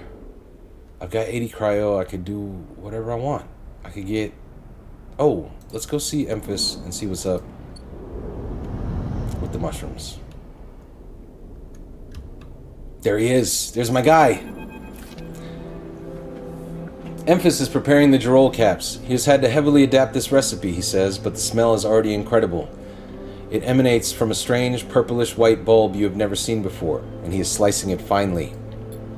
He brushes and slices the mushrooms, and then places them in the wok with the sliced bulb and the oil. They caramelize there in that well-worn crucible. He adds liquids, transparent and opaque, and then turns down the heat. A sprinkle of leaves is the final touch. We have a moment, sleeper, he smiles. Do you have a story? Something in the scent of the food gives you a feeling of nostalgia, something distant and melancholic. It seems like the story should match that feeling somehow, and maybe you will feel better for telling it. Recall your oldest memories. You start by explaining that when you are emulated from a person, many of your memories are left behind. Perhaps it is an intentional part of the process, a way of keeping sleepers ignorant and malleable, or perhaps it is a side effect of the imperfect emulation. You admit that you don't really know. What you do know is that some memories survive, and that on occasion they come back to you like shadows passing overhead. You detail one recurring memory, which despite returning to you with enough regularity for you to think it familiar, always fades as quickly as it arrives. You struggle to explain the feeling of being whole for a moment that comes with this memory, and then how that wholeness slips away to leave you feeling like you have forgotten something important, but just can't bring it to mind. Emphas nods throughout, cooking as he does with deft and skillful movements. You start to trail off when you realize you can't find the words to explain how the memories you do have feel like both yours and someone else's at the same time, and how that always fills you with a certain sadness. The sadness of remaining forever unknown, even to yourself. Emphas finishes cooking and meets your eye. I'm sorry, sleeper, for your troubles. He puts the wok to one side. I appreciate you sharing with me, he smiles. I hope it lightens you a little. He passes you a bowl and heaps the Girols into it, their yellow color mixing with the pale sauce in whorls and blooms. Eat. The dish is delicious, filling. It warms you as you eat in a way you weren't even sure your body could be warmed. It is a small mercy, you think, that S and Arp left you this pleasure. Many of the features of frames are there to simulate human experience. You know that much. Emulated minds cannot be rewired, so their need for embodied experience must be met. That is why you breathe even when you do not need air. Without that simulation, the sensation of drowning would be unbearable. Food serves another purpose. Your frame is able to metabolize it, to produce energy from the raw material. Vitamins and minerals are excess, of course. Your frame only needs raw power. So much is wasted. And yet, while you eat this food and feel that warmth, nothing feels wasted. It all means something to you. As you finish, Emphas takes the bowl, the last of his cleaning. He smiles at you, and neither of you feel the need to say anything more. Instead, you simply exchange nods and walk your separate ways back into the bright market, somehow changed. I fucking like Emphas. It's a cool vibe, man. It's a great... it's really fun. That's a cool part of the game. It's just backstory. It's just like... But I appreciate backstory a lot. And I think food is a cool way to deliver backstory. Where are we going? Does that make sense? Does that statement make sense? Do I have to elaborate on what I mean by that? Like, characters sitting down and eating together, but like, I don't know, it's well written. It's a good meal scene. A meal scene is a good way to exchange backstory, but it can easily feel like just a lot of empty talk. But like, telling your story to a chef who's cooking very carefully, that's cool. Alright. Oh, what's all this new shit? I've done it. I've completed the stuff. What is this? Okay. It's the cooking and eating scenes. I don't know what to do. It's like, there's often a scene where like the adventurers have to recruit, or like the protagonist has to recruit like people to go on the mission with them. And that often happens in a bar. Like often they'll go to like, what's the Mos Eisley Spaceport? Is that the name of the place in Star Wars? Like where they gotta go. Often like you gotta go to a bar early and meet a person. But like, yeah, the restaurant is another one where it's just like... The tugs have a powerful suit of ion thrusters for rapid maneuvering. If you can sneak in and slice some off, you'll have a significant upgrade for the Briar. Okay. We gotta watch out for the Havenage suspicion. And I get, we're doing this, man. We're helping them. We're committed. This is gonna take a long time.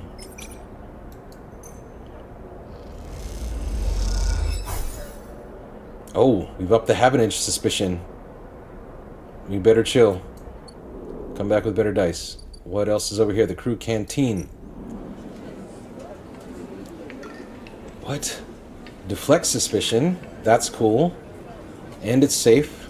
So we can come here and do this.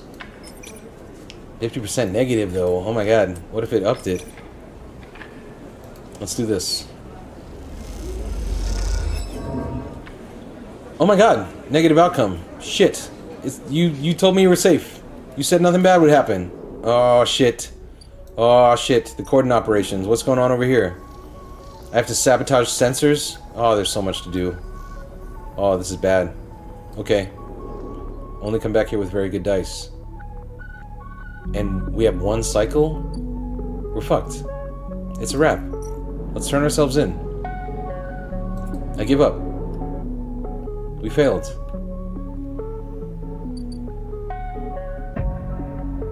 What can I do? What the hell can I do? We're just waiting, right? This is food for the flotilla? Everything's risky. Everything's bad. We have money. It's not that useful.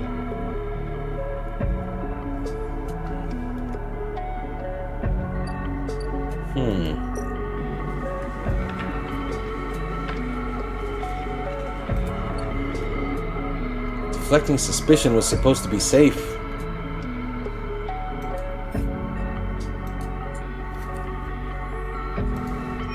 Prepare for the run. That's what we're doing.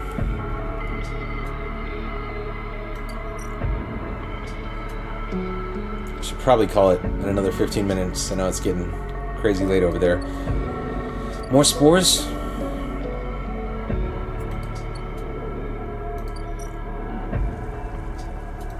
Too risky. Farm stacks. Work the stacks. Start the action. Don't hurt me. Okay. Do we need food? We don't even need food. We're chilling. Our condition is great. Everything is terrifying, but our condition is great.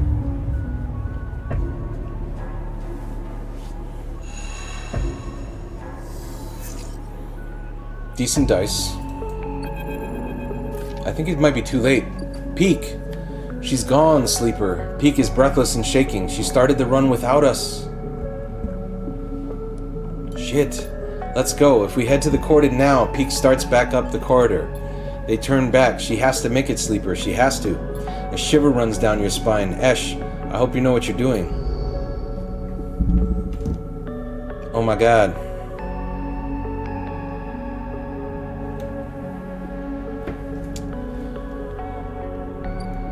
Well, yeah, so... You arrive, frantic and anxious, at the cordon. Peek is nowhere to be seen. Then you hear footsteps hammering on the metal stairway Helene's drone led you through before, the one that leads up to the observation deck. You leap up the stairs 2 at a time and make it to the top, momentarily blinded by the light pouring into the observation deck. Sleeper, Peek emerges from the light. I know she is trying to protect me, but... What was she thinking? It's okay, she chose. But what about my choice, Sleeper? I'm not a child anymore. I can fight for myself. They turn away. There she is. Peek rushes to the wide window, leaning forward to catch a glimpse of the Climbing Briar's blue XPR livery against the black of the void. You spot the Climbing Briar, a glint of blue and white, tiny and alone, arcing down towards the red lights of the cordon. She's exposed, Peek says nervously. They will see her coming if they look. I just realized we probably haven't at any point set the game to Citizen Sleeper. What a time to realize it. She's exposed, Peek says nervously. They will see her coming if they look. You watch the cordon and the buzzing tugs for any sign of movement, any response. The briar crawls silently across your view. Come on, Esh, Peek hisses. Then you see it, a sudden flicker of yellow. Peek sees it too. Those 2 tugs are heading to cut her off. They grip the rail. Go, Esh. As if responding to Peek's urging, the briar speeds up, diving for the cordon edge now, like a hawk descending. You tense up. Peek grips the rail as the briar races toward the edge of the cordon, that invisible net of sensors splayed between ships and drones. Can she pass through? The response is immediate. The moment the briar hits the nest of sensors, the entire cordon reacts. Sequences of blinking lights cascade out from the ship's position, the angry red of the cordon multiplied many times over. Shit, Peek presses a hand against the window. As they do, the briar accelerates, weaving dangerously through the flotilla. You move closer to the window without thinking, unable to take your eyes off the rapidly descending ship, spinning between the hulls of the flotilla, a group of tugs now tracing its path in pursuit. The briar drifts through the flotilla, but it is agonizingly slow. Come on, Esh, Peek shouts in desperation, pressing a palm against the glass. You squint at the gathering yellow glints of the tugs. They are too fast. You both watch in dismay as the tugs swarm the briar, their shunts locking onto the hull of the ship and holding it in place. The briar is stuck, its drives unable to escape the tugs' grip, especially in the close quarters of the flotilla. Peek is silent, and you watch as the briar is dragged away toward the facility at the edge of the rim, a hole opening up in the pit of your stomach. You look at Peek, but they don't respond. They don't take their eyes off the briar. Even after it disappears, they stand there at the glass, their eyes fixed on the flotilla. She didn't even get the supplies through. Peek doesn't look at you. This was all for nothing. We can get her back? This was stupid, Sleeper. Peek looks back at you, their eyes wet. A stupid plan. We had a ship and our freedom. Now what do we have? Peek slams a hand on the glass in frustration, making you jump. I won't be trapped again. I won't. They turn and rush out of the observation deck before you can say anything, leaving you alone with the cold and the light. Oh, well, that drive failed. Esh got caught. Not great. Not great news. Helene left a message with one of her drones for you to meet her here when she is done, quote, cleaning up the mess. Fuck. We probably should have maybe tried harder to convince Esh not to do that. In the meantime, I don't know, man. Rico's got the grow beds. We're waiting. Some future is forming. The commune is sustaining itself. I now no longer have many dangerous tasks to complete, I don't think. I could just get more spores, get more scrap, continue to exist for a couple cycles. Is that what I'm doing? Do I finally join the gang?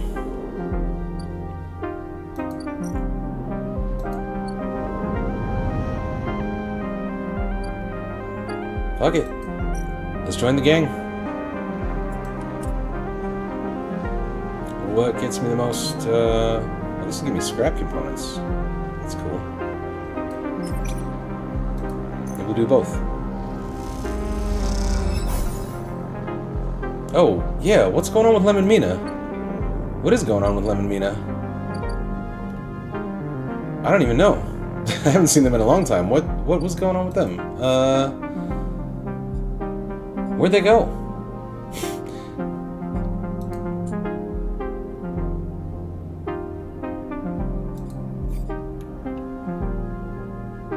Oh, you go up the spire. That's right. I forgot all about that shit. You may have saved their life. Side reel dock. Side reel is being loaded and prepped among all the commotion. Is it possible to find a way on board? Yeah, I did tell them I'd find a way on board, didn't I? Good reminder. Yeah. I didn't forget. I'll definitely get you on that ship. No problem. Okay. The hub. Nothing to do here. Back down we go.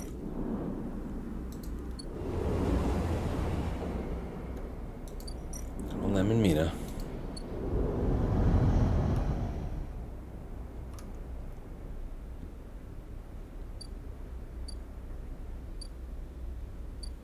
Sleep.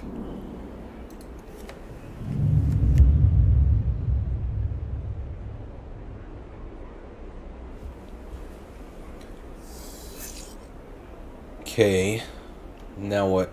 Now go back up there and finish, I guess.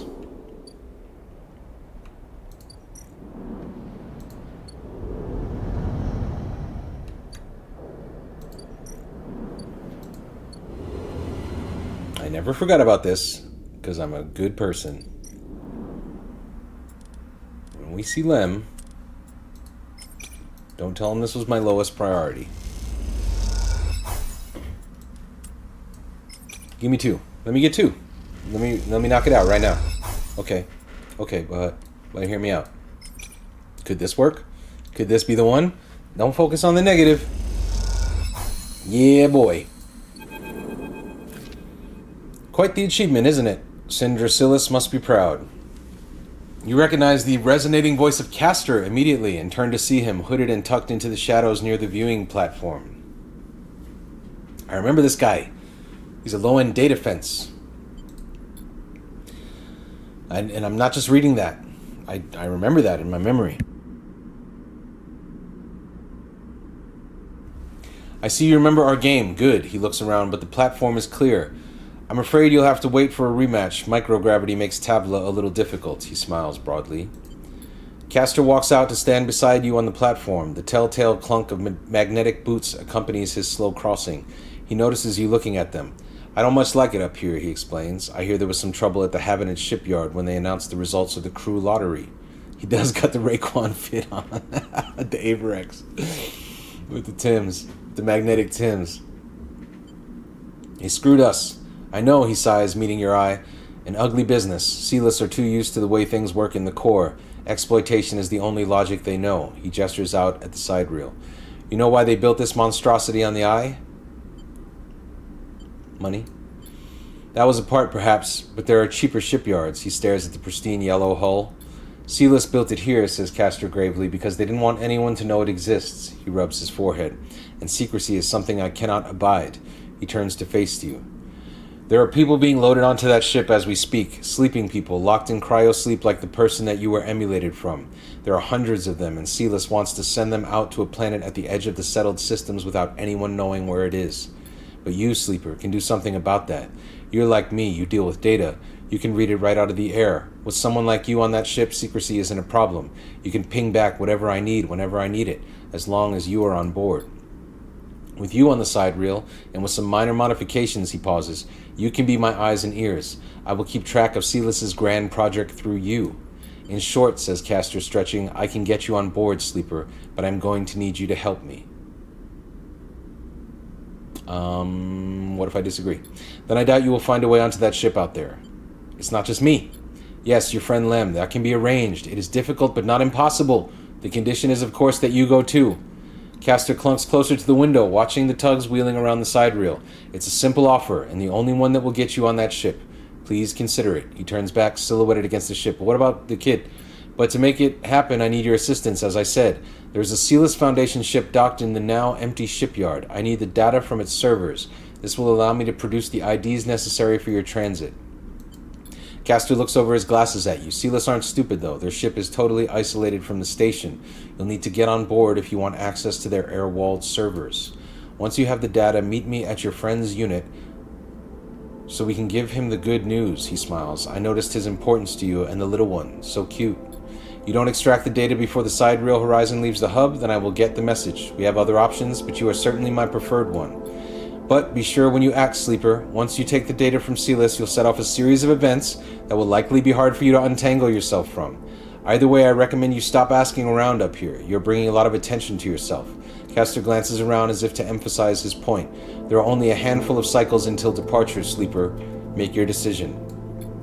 With that, Castor marches back off the platform, the sound of his mag boots fading away, leaving you to contemplate the side rail horizon and the part it may play in your future. Well, shit. It's a way off the station for Lem, Mina, and myself. I've got 1, 2, 3, 4, 5, 6, 7, 8 cycles till departure.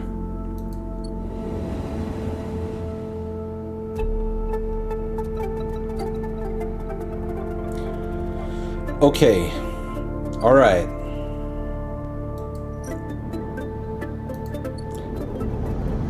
Is that like the end of the DLC? Is that the end of Peak? And I mean, something else is going to happen here with Helene in one cycle. The Briar Base Camp is a wrap. Rico's Grow Beds, we got 2 cycles, we're going to get some news from there. I'm just going to use this last dice in the farm stacks.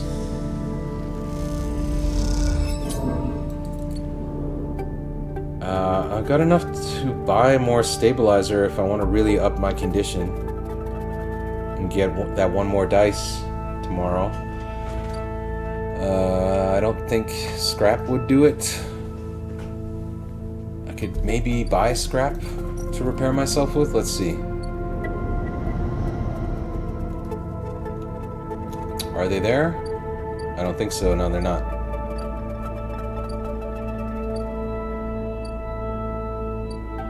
Buy some food from your boy.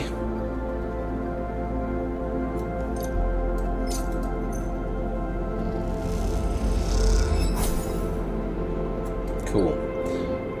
That's improved things a bit, and maybe let's see what scrap does. Come on. I don't know.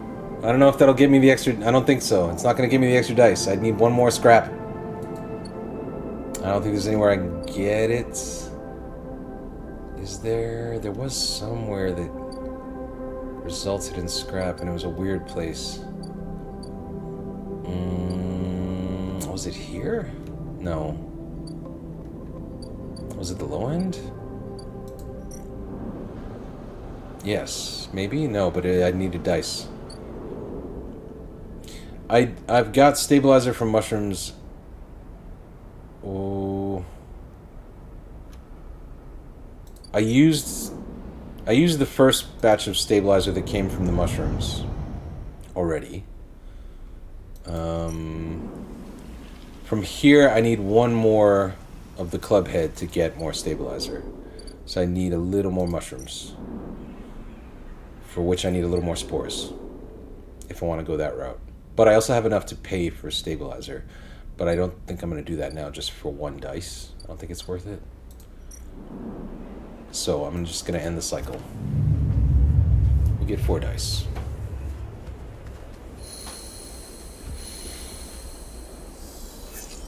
Yeah, cool. Alright. Let's think about all the risky shit we have to do. It's all over here, I think. We go way down here. To the Sealess ship. Observe and explore. Or bluff past security. This will get you 3. This will get you 3. Let's do it. Infiltrate. Hell yeah. Okay. Now. This could suck, but hopefully it won't. Give me 2. Yeah. No. 1. Alright, we'll take it. Not bad. On our way. Is there somebody we gotta hack over here? There's a Havenage agent. I don't think that's worth it. Wow, I have Yadigan data. I didn't even know. I should sell that. Another Havenage agent. Yadigan agent. Yadigan agent. Haven't stolen any data in a while. Do I need to go up there again? Or am I done up there? I'm flickering now. I think I'm gonna buy the stabilizer. Seems a bit of a waste of money, but fuck it. It's gonna take a while to get that extra mushroom. So I've gone for the stabilizer. I'm gonna end... Nope, I gotta first... What am I gonna do with these 2? Probably work in the commune. This way to get some money.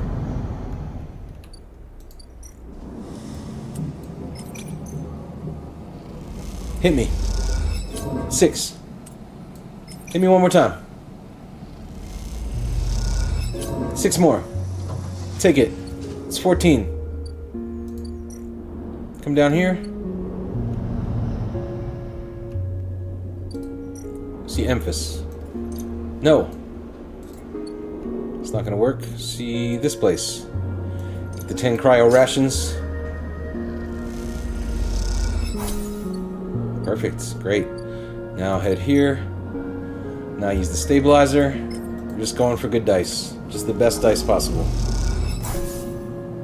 Complete active scenes. I didn't know we had those. What did I miss? What did I miss?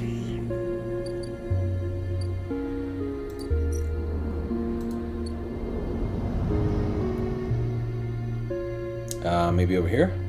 Yeah. I'm sorry, Sleeper. Helene comes toward you along the walkway, but your friend must have known there was a chance this would happen. She seems unsure of how to greet you and looks nervously around. She is being held along with her ship. What now? I don't know, Sleeper, I don't know. Helene pinches the bridge of her nose. Cordon Security has your friend, and she and her ship will be held in the quarantine until it is lifted. As for the quarantine, she glances at her slate.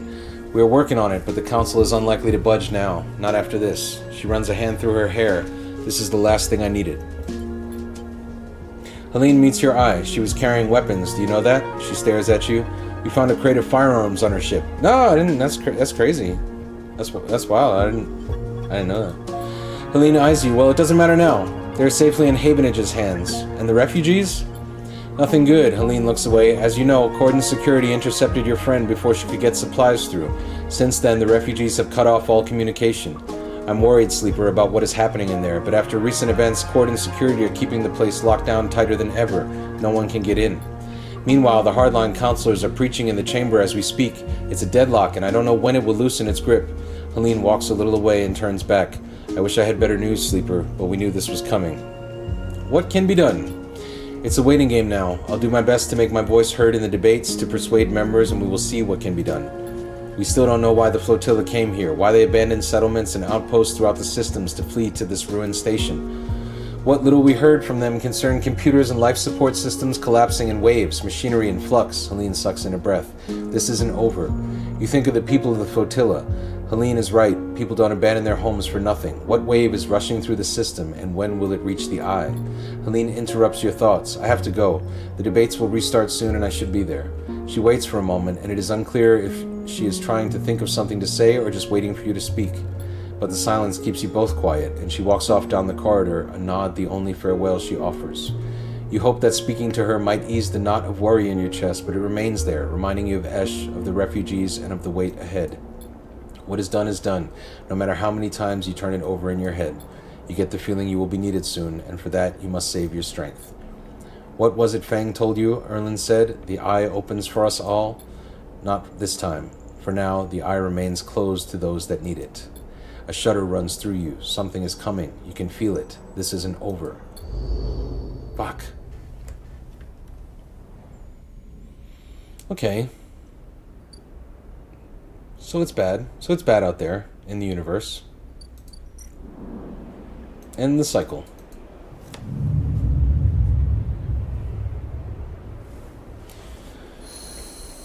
We got a ship that's about to take off. We got Rico making mushrooms. Where are we at today? We got one more cycle till Rico's grow bed produces something. So I'm going to head over here. Way down here. Going here.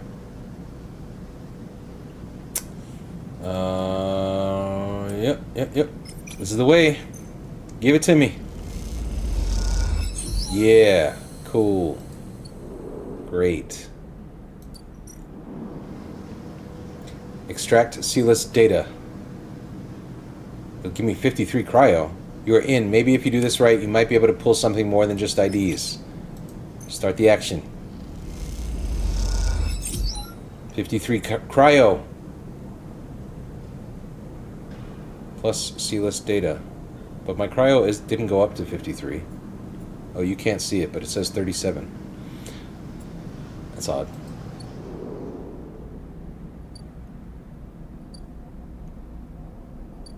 Well, we got some money. What can I do? I think we go up. Nope, hold on. Just a moment. When you arrive at Lem and Mina's unit, Castor is already waiting outside, leaning beside the door. Forgive me, Sleeper, but Silas is already buzzing with news of the breach. I was expecting you. Will this work? Don't worry, the breach cannot be traced to the specific IDs I am about to create. Castor reaches into a pocket and produces a sleek green and white hand terminal. The data, please. Hand it over. You hand over a drive with the data, and Castor fishes around for a converter cable to hook it up. He slots it into the terminal, and after some whirring, a set of 2 transparent films marked with numeric sequences are produced. 2 tickets to an uncertain future. Castor smiles to himself. The child will go with Lem, of course. He pockets them. These are yours, but first, he holds out a white cube. Your side of the deal. What is it?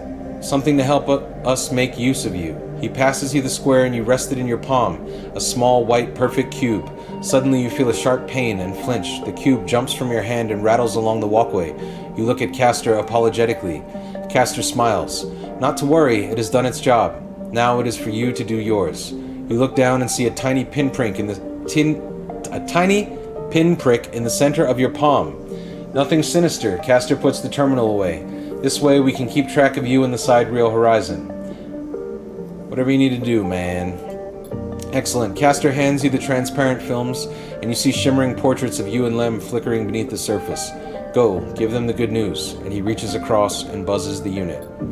Lem slides open the door, half dressed in his gear. Sleeper, what brings you up here?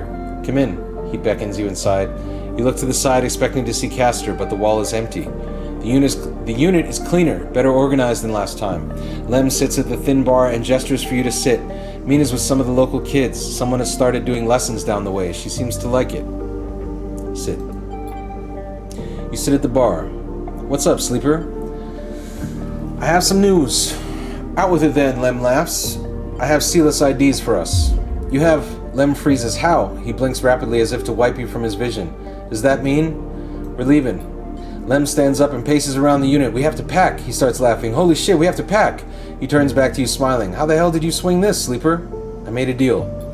What a deal. Color me impressed. You show him the ID films and he whistles at the portraits. Impressive stuff. He pats you on the shoulder. You should stay until Mina gets home. We can tell her together. I gotta go. Of course, well, if we need to do anything, give me a shout. He smiles warmly and then impulsively hugs you.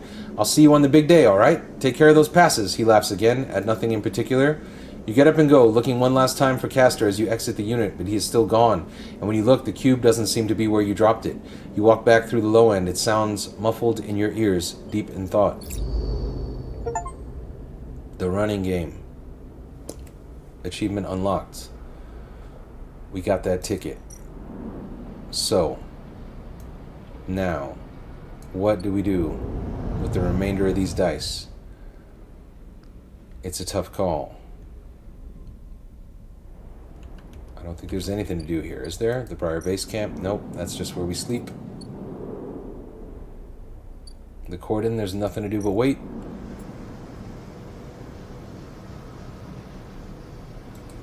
There's another episode that begins when that cycle clock is complete.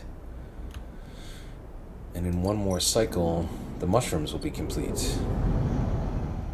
Is there anything that has to happen up here? Nope. I don't know. Oh no. Not this way. This way.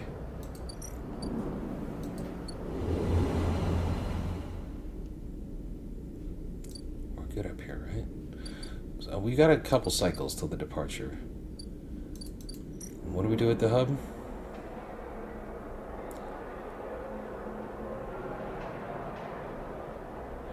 I forget why we would ever want to do this.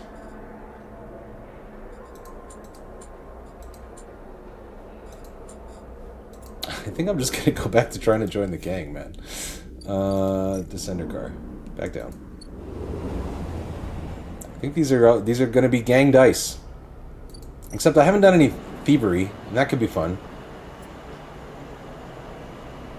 Random items. One time for random items. No. All right. Let's get this done. Yeah, this is worth doing. At this point. Hit me. Yadigan Insider plus scrap components. How about this?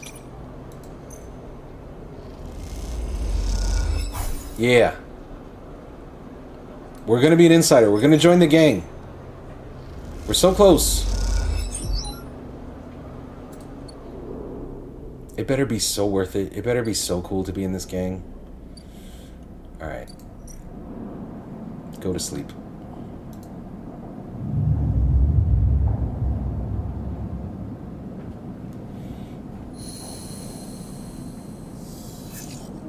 Got good dice.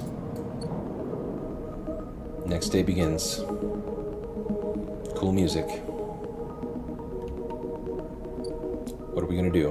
We're gonna finish joining the gang.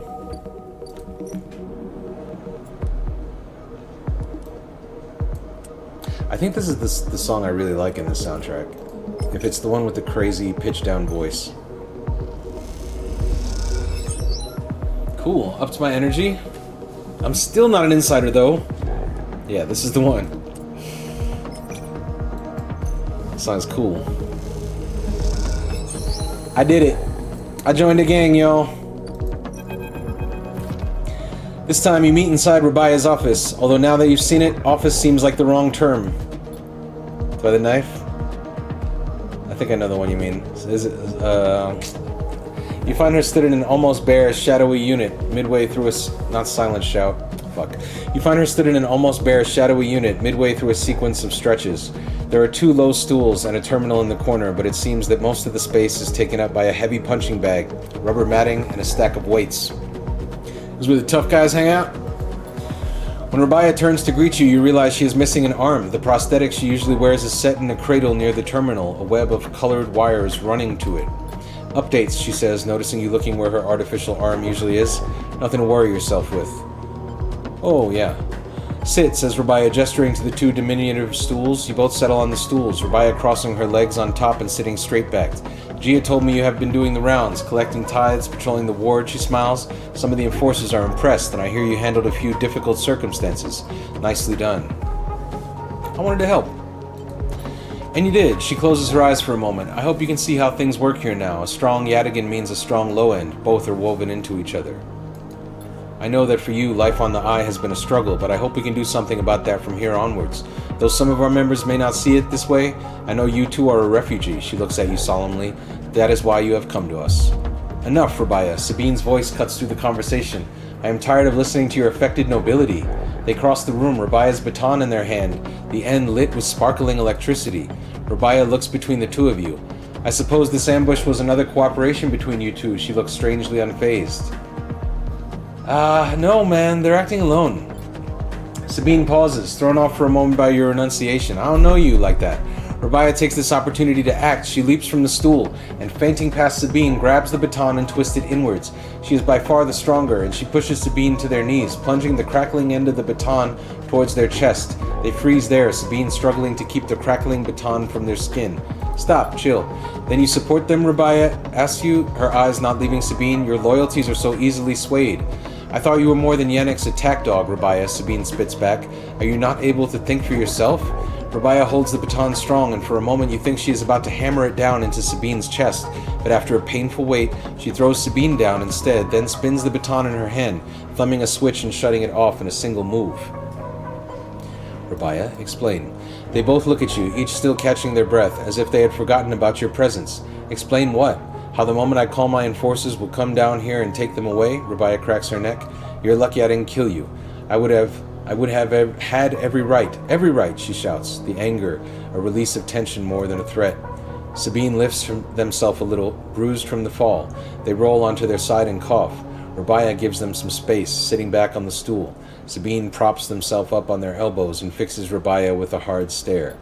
You have something to say? Rabaya taunts. Say it.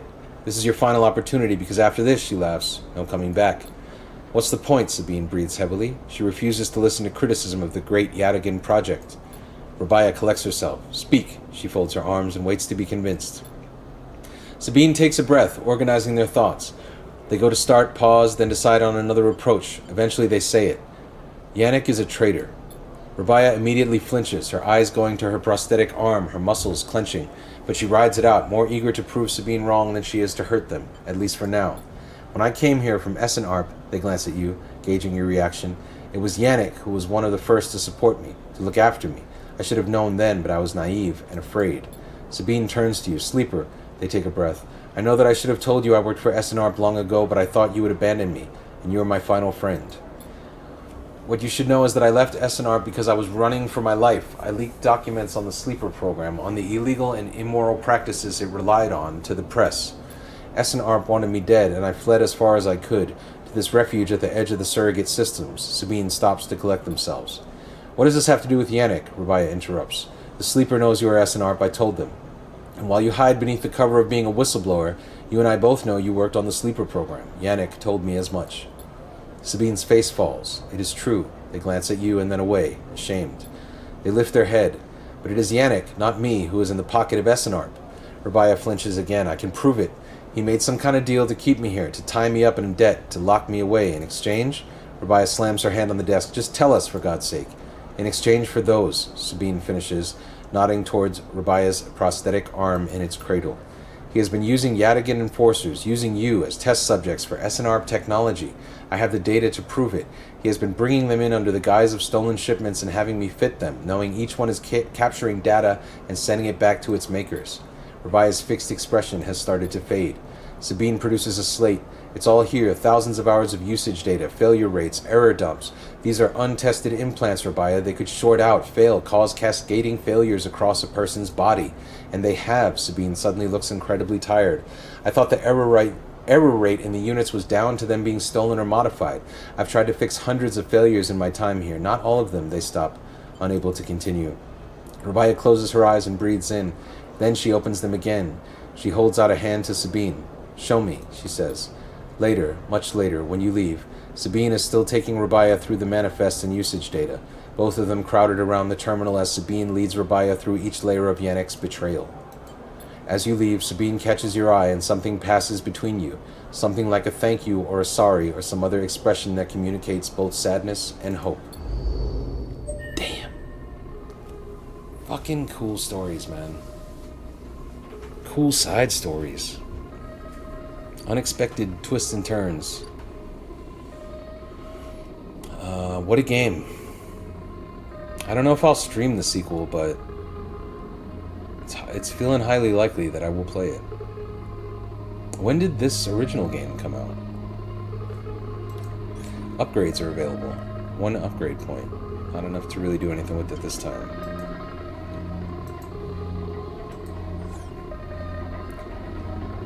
But yeah, I really can't say enough good things about this game.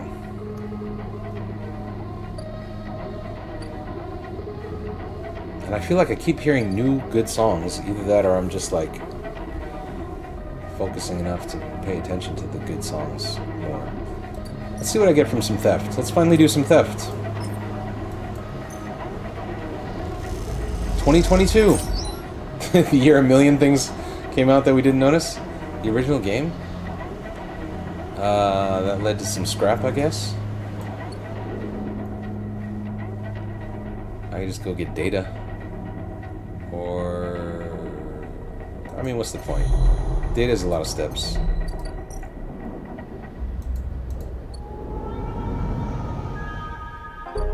Let's go here. Work the stacks, get the cryo, nice and easy. We don't gotta hack nobody. Always works out great. Conditions great. Ever since we've been in the commune. Ah, Rico. Rico has something in her hands when you enter the lab. Hold on. Drink.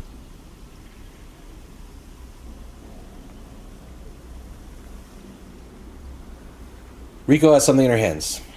It looks like a knotted twist of woody stems, a ring about the circumference of a human head consisting of a single stalk at one side and a branched woven network at the other. As you approach, she holds it up, and in the light of the lab, it looks like a crown. Rico finishes your thought. She smiles and shakes her head in disbelief. Is that what grew? It is. I came to the plant this morning, and this loop was all that was there. She points to a lump on the edge of the ring. The seed grew right back into itself, twisted up out of the soil. That being you encountered in the cloud, as you call it, was it wearing one of these? She eyes you suspiciously, still unsure if she is somehow embroiled in an overlong prank. No. She sighs. I suppose that would be too easy, she smiles to herself. A root crown. She places the object on the bench and shuffles to her analysis terminal, her face lit by its amber light in the dim corner of the lab. Well, it isn't exactly a plant anyway, not from what I can tell. She gives you a serious look. No leaves, no chloroplasts, just a series of filaments encased in cellulose walls. Filaments? See, that's why I like you, Sleeper. You're so good at spotting the unusual details. She beckons you over. Look at this. You see a cross-section scan of the crown, its layers of plant-like structure on full view, until you reach the center. There, instead of xylem and phloem for transporting nutrients, something branched and woven glints. Are those wires? She laughs. I'm not sure whether to say yes or no here. These are not wires like those in an electrical system, no, but they are filaments of a conductive material, so yes? She leans closer to the screen. But you see those branches? They remind me of dendrites, of neurons. She rubs her eyes, which is frankly ridiculous. You look back at the crown on the table as Rico fusses over the scans, and you suddenly realize what it reminds you of. You remember signing the forms, the walk to the sleeper tanks, the cold metal floor. Then you remember the crown they fitted you with, the branching structures of wires and pads. No, not a crown. They called it an interface. The tool of your emulation, your transference from neurons to electrons, an interface. That is your gift from Gardener. You turn back to Rico. It's an interface, Rico looks at you, puzzled. Something clicks in her mind. Perhaps something she heard from the sleeper she had helped all those cycles ago. She starts talking, partly to you, partly to herself. If the clubheads were made for you, then this too could be made for you, for your frame. She shuffles over quickly to the interface, a word that has stuck to this strange branched object quickly in your mind. You're right, that entity, it is the entity I've been looking for. She shuffles quickly to the crown. They are the entity which is controlling the Greenway, which has been maintaining it, supporting it, and has been guiding it for all these decades. She stops to catch her breath. They want to talk with you. Rico leads you to a seat. I will be here, Sleeper.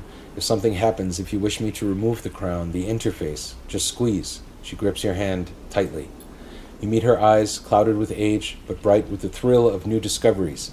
Then she places the interface on your head, and everything blinks out.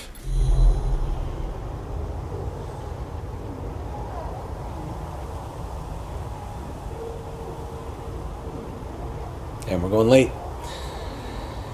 Back into the river, back into the dark flow, but something is different now. You're no longer pushed, no longer blocked and buffeted by the storm. Instead, it flows around you. You move and it parts, letting you pass. Something else resists, but it gives easily enough. You look back and see your body. You have left it behind. Somewhere Rico's voice is talking to you, asking you questions. It is excited, eager, desperate to know what lies on the other side, what the entity has to say to you. You realize how long she has waited for this moment, for the moment of meeting between the inhabitants of the Greenway and its protector, and yet she is still on the outside. You shake off the sadness. You'll be her eyes. Then you see the figure, Gardener, out in the storm, planting.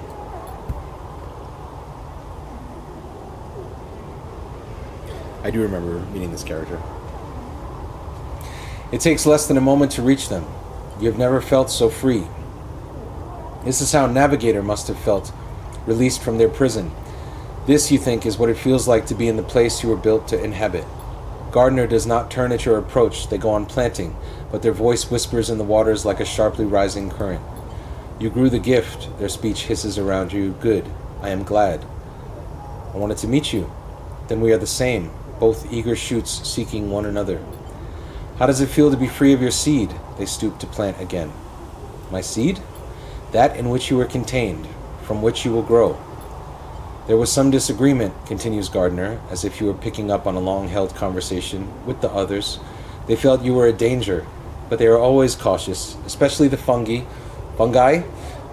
The fungi. Especially the fungi. They like old loam, known knowns, wide and stable networks. The fungi were cautious?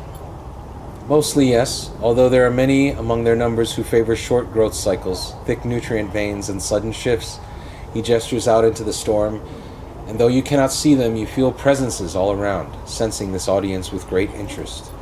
After all, they understood that it was I who made them their crowns, and without them, they would not have joined the chorus. So they see that it is only fair that you get your chance to join too. You made more crowns? I made them all. Gardener moves away a little, looking for another planting spot. It was so lonely here, but before long I found them and began to let them in. Gardener stoops again. We are millions, and we grow. I hope you understand. I am unused to speaking to your kind. It has been many cycles since my last conversation. I think it was with Chief Executive Trellick himself. You look around and you see it. Every growing thing, every non-human being in the Greenway is here.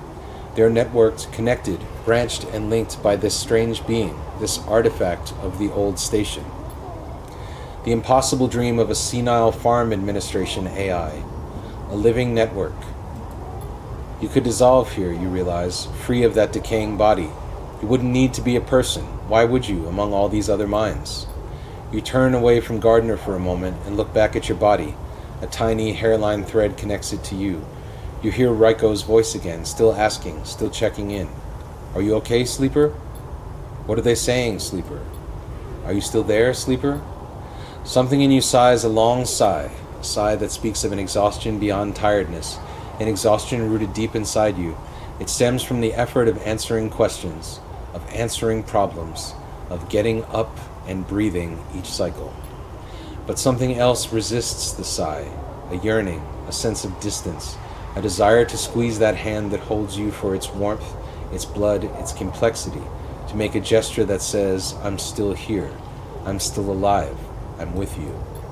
The two ideas spin within you, making you nauseous. If you break that thread, you will be free. Free to dissolve here, to grow strange and beautiful among a million others. If you follow it, if you squeeze Raiko's hand, you will wake up back in that dying body with all the pain and warmth that entails. Now is the moment to choose. Okay, well, here's the thing.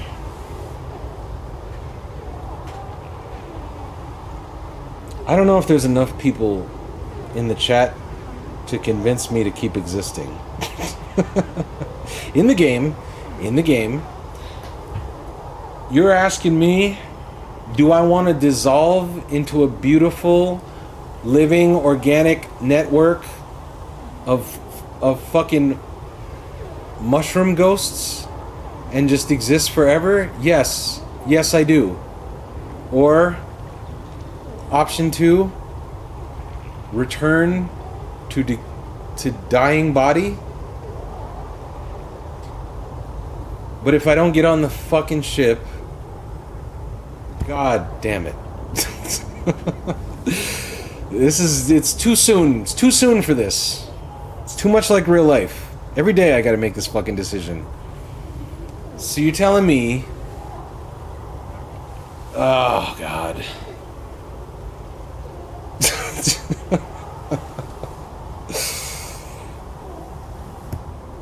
Okay, roll a joint, make some coffee, follow the thread. Your eyes track the thread across the whirling dark, back to your body. This choice, you realize, will not be presented again. Follow it. You don't look back at Gardner, you don't dare risk it. Instead, you follow the thread, delicately, carefully, like a diver following their lifeline back to the surface. The river whirls around you, but it doesn't pull. It isn't jealous. Neither does it understand. It is, after all, just a river. It isn't a person, a flesh and blood person with wants, with desires, with the capacity for love or hate. It doesn't understand you, and you don't understand it. So you don't focus on it, you don't think about it, on what feels like such a long journey back through the dark. You set your mind on eyes instead, and on hands, things you can focus on, hold on to. And then, after an age of crossing, you are there, settling back into the chair, into a body in a chair, and the overwhelming sensations that come with being a living thing with a rich and detailed sensorium. For a moment, you feel like you have made a terrible mistake. Who would choose this weight, this anxiety, this deep well at the center of existence? But then you feel it. Raiko's hand gripped hard around yours, trembling a little, sweating a little. Raiko's hand with its brittle bones and crumpled skin. Raiko's hand. And in that moment you understand why you made this choice, and then you squeeze Raiko's hand and you wake up. Warmth and light. Oh shit. What happened? That's it? That's the game? We're assuming I made it on the ship, huh? Credits.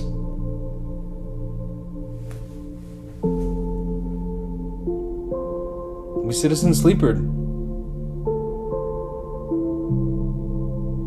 What a fucking game.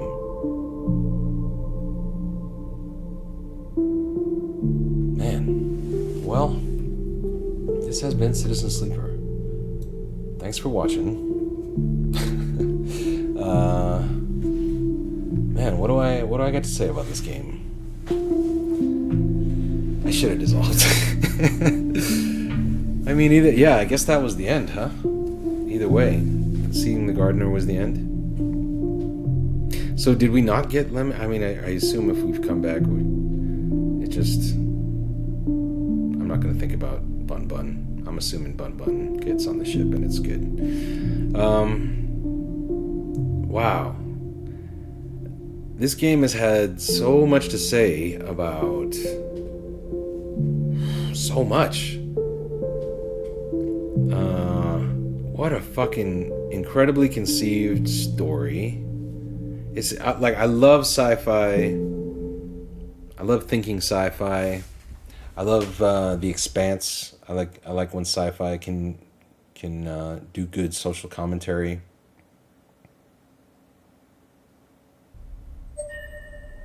I can look up the normal lemon mina. So what does this do? Oh, I'm back? Why did it roll the credits on me? That was weird. Either a bug or you hit some crucial trigger. Sleeper, Rico's voice comes wavering through the dark. Are you still with me? You sit up, the lab a bright green glare that fades as you gather yourself. I'm here. Rico smiles. Good. She squeezes your hand. I thought you'd left me for a moment. What? She pauses. Who? She smiles. Tell me about it. Tell me everything. Tell her the truth. You tell Rico everything. You tell her about the gardener, that strange farm administrator AI that has grown to be so much more, about the chorus, that impossible configuration of networked plants, and finally about the choice the gardener offered you. She listens attentively, but her responses are hard to read, and you wonder if she might have made a different decision had she been in your place.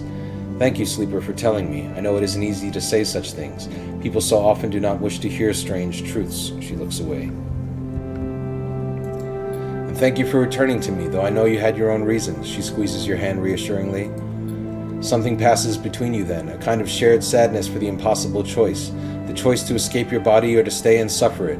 Her smile is warm and generous, and whatever the wisdom of your choice, you're glad to feel welcome in this moment, in this place. Then suddenly she stands and walks a little away as if trying to escape an unpleasant thought. You worry that she knows all too well what it takes to make a choice like you did. Rico sighs. So, Sleeper, do you plan to stay in the commune with us? I got other things to do. Rico raises an eyebrow. Well, be careful at least. We will miss you here. She pauses. I will miss you. Rico crosses back over to you and takes one of your hands in both of hers. Just make sure to think of us out here. Haifa needs new blood if it wants to survive, and she squeezes your good friend. Look after yourself, Rico. And you, Sleeper. Well, don't let me keep you. Rico waves you away and limps back to her terminal. As she does, you notice the crown in her hand, and she places it on the bench with great care. You can't help but feel a little curious about what she intends to do with it. Then you are out, breathing the air of the greenway, fresh as a spring morning. The dappled light makes a patchwork of the greening landscape, and you walk into it, sensing the movements of the gardener's chorus all around. And you are glad to be here, in this strange and beautiful place, a little longer. Okay. Weird that it rolled credits on me, but I guess I'll go to sleep. End the cycle. Maybe I'll have the dice for the Lemon Mina ending? No? Maybe? Whoa! It hits you like a wave. A white-edged breaker roaring inland with the force of the entire ocean. The impact is a screaming brightness, blanking out everything. Behind it is silence. You float in silence, suspended. No, you do not float. You are the silence. It has filled you up. It has emptied you out. You cease to exist. Time passes, though you do not feel it passing. Then something flickers in the silence, and then something moves. That something is you. You open your eyes to a metal ceiling of flickering lights. You feel the floor around you, patting it with shaking hands. You assemble an image of yourself lying on your back in a corridor. You shake off the silence and sit up. What was that? You glance around, looking for a sign of some change. Damage on the walls, shouts in the distance, fire and fear. Nothing has changed. The silence sits around you like a fog. You try to think, furrowing your brow. How do you think again? It doesn't seem so easy anymore. You force the pathways to light up, the databanks to grant access. You feel like a fraction drive, starting up after a long shutdown in cold vacuum. In the silence was negation, a disassociation so absolute that electrons shed their tethers and considered new paths and orbits. All things were possible, but none could be achieved.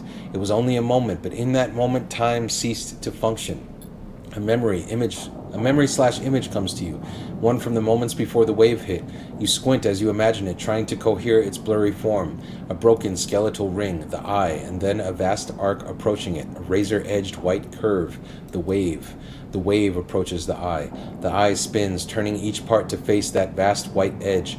You recognize their skeletal data cloud forms, the bright market, the low end, the greenway, the waste. Then the wave hits just as the flotilla, the cordon, turns to face it, and after that, everything is silence. You open your eyes again. That is the epicenter. But of what?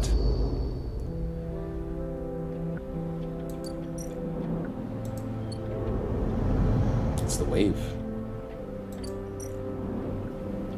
Let's ascend to the hub. What needs happening up here? Anything? Several cycles. 4 cycles left till the side rail departs. You're in the hub.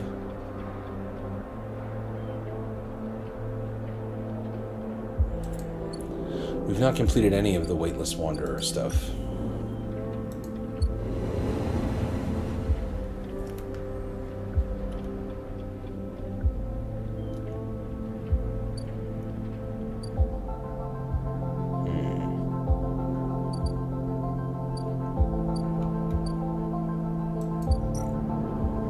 Things? Enemy of my enemy? Okay. Cycle clock.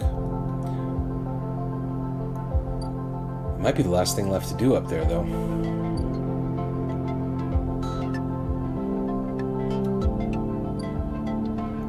Get some food. Go see Emphas.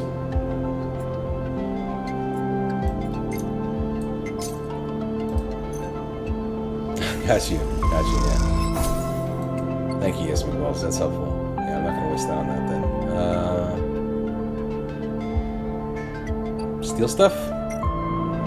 When in doubt, steal a shipment.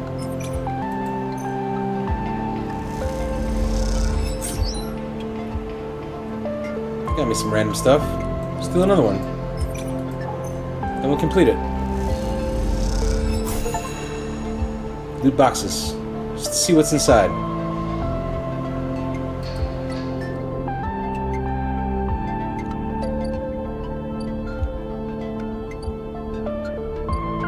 This stuff all seems pretty complete to me. Is there something here? Sealess servers? Nope. We're good here.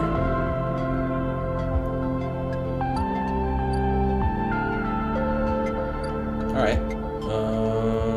We have so much scrap. I guess I could sell that. Right? Is that the best use of scrap? Hold on. Wait, there's one more thing. I could go over here and do this apartment thing. Right? No, maybe not. Never mind. It's not gonna work. Go here. Sell the scrap.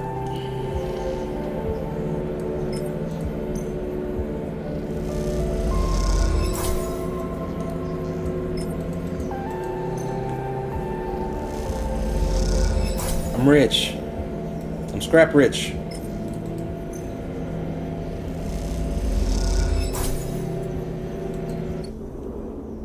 And enough to repair ourselves. Get the condition up. End the cycle.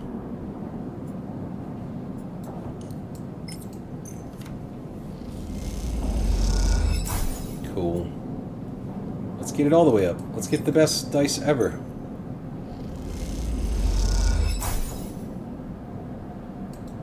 Oh no. Go here. Oh, there's active scenes. Where are they? This way?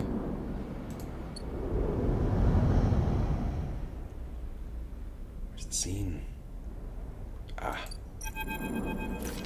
Even before you reach the cordon, the damage is obvious. The blinking red lights, the drones, the tugs, all are gone. Half the cordon's frame has also been shorn away, perhaps through the impact of some failing ship. People push past you in the corridor, both Havenage staff and contractors, clearing the cordon. Try to speak to them.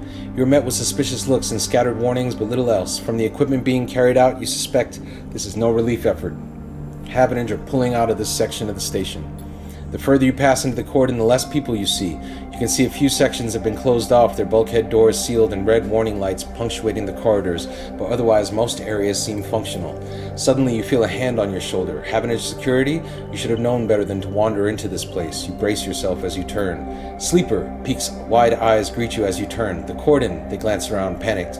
It's gone down. The Briar and Esh are still in there. Do you think she did this? Or perhaps Havenage messed up? They start pulling you towards the edge of the cordon. We should find her. What if... Calm down, Peek. Peek looks frustrated. We are not standing back and watching this time, Sleeper. Not again. Let's be careful. Peek bristles. I don't want to be careful, Sleeper. I want to see my friend. They raise their voice over the whine of alarms. This could be part of some Havenage plan to clear the flotilla. It isn't. Peek pauses. What do you know, Sleeper? Something hit the station. Peak looks incredulous. Hit? Sleeper, we'd all be dead if that was the case. They paused to think. Maybe not an object, but a shockwave, a signal, an EMP would have taken out most of the station, but Peak runs a hand through their hair. I don't know what you're saying, Sleeper. That doesn't sound... They look away down the corridor for a moment. Look, I have to find Esh. I'm sure you felt something, but we can talk about that later. They set off down the corridor. I can't sit around talking any longer. Find me on the flotilla. I'm gonna find a way to Esh no matter what. With that, they rush away into the depths of the Court, leaving you behind. Seems like you'll need to follow if you want to get any answers. Okay.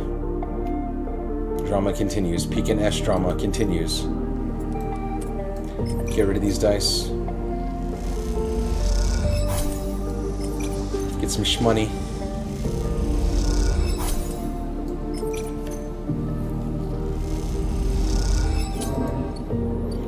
End the cycle.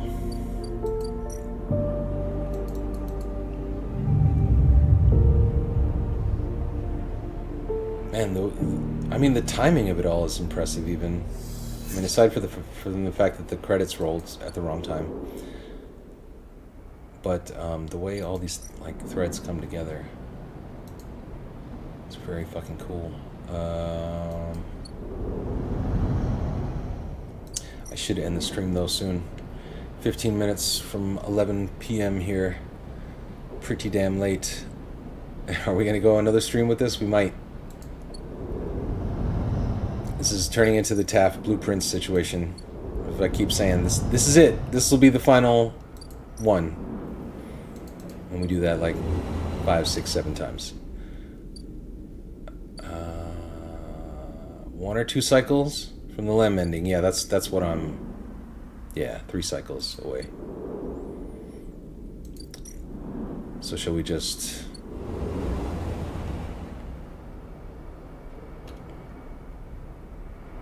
Three cycles, yeah. 3 quick cycles. What will we do? What's the best use of some good dice in 3 cycles on this station? These are fine. These are done. That's done. This is a waste of time, right? We don't need to do any of this. The merchants have acquired a couple of rare ship mine fragments. I could do that just for the fuck of it, just to buy a ship mine. That's 1. Here's 2. Voila! Then I could go over here to this fabricator with my ship mine fragments. I could make a ship mine. And then I could take the ship mine over, I don't know, anywhere else I can do something cool. What can I do cool here? Express delivery? It's just cryo. That's just energy. Maybe energy, that would be good use of...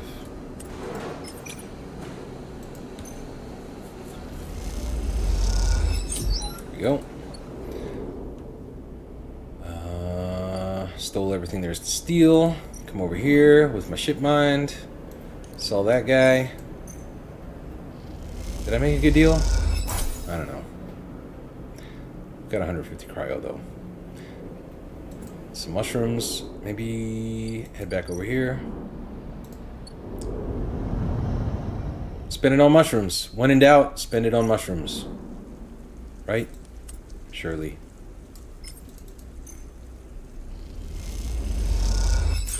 Roll caps. Roll caps.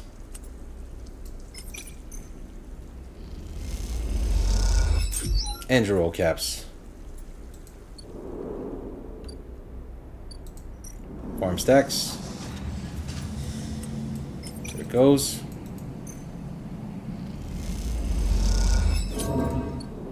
We're fed. We're good. We're ending the cycle. So now we're 2 cycles away.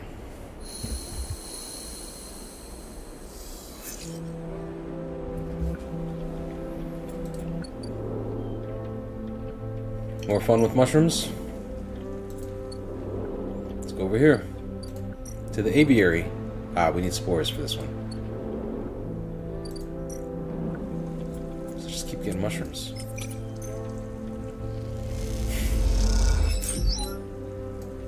Before I started, I said I'm gonna play some more Citizen Sleeper. I was telling Llama earlier, and Llama was like, I worry that you're overinvested in mushrooms. And I'm like, there's no such thing as overinvested in mushrooms. The mushrooms are gonna save us. Don't you worry about a thing. Llama was like, you're gonna die. You spent all your resources on mushrooms. Just you shush. Don't you worry about a thing. Did it pay off? It sure did. It sure fucking did. Always be mushrooms. It's real.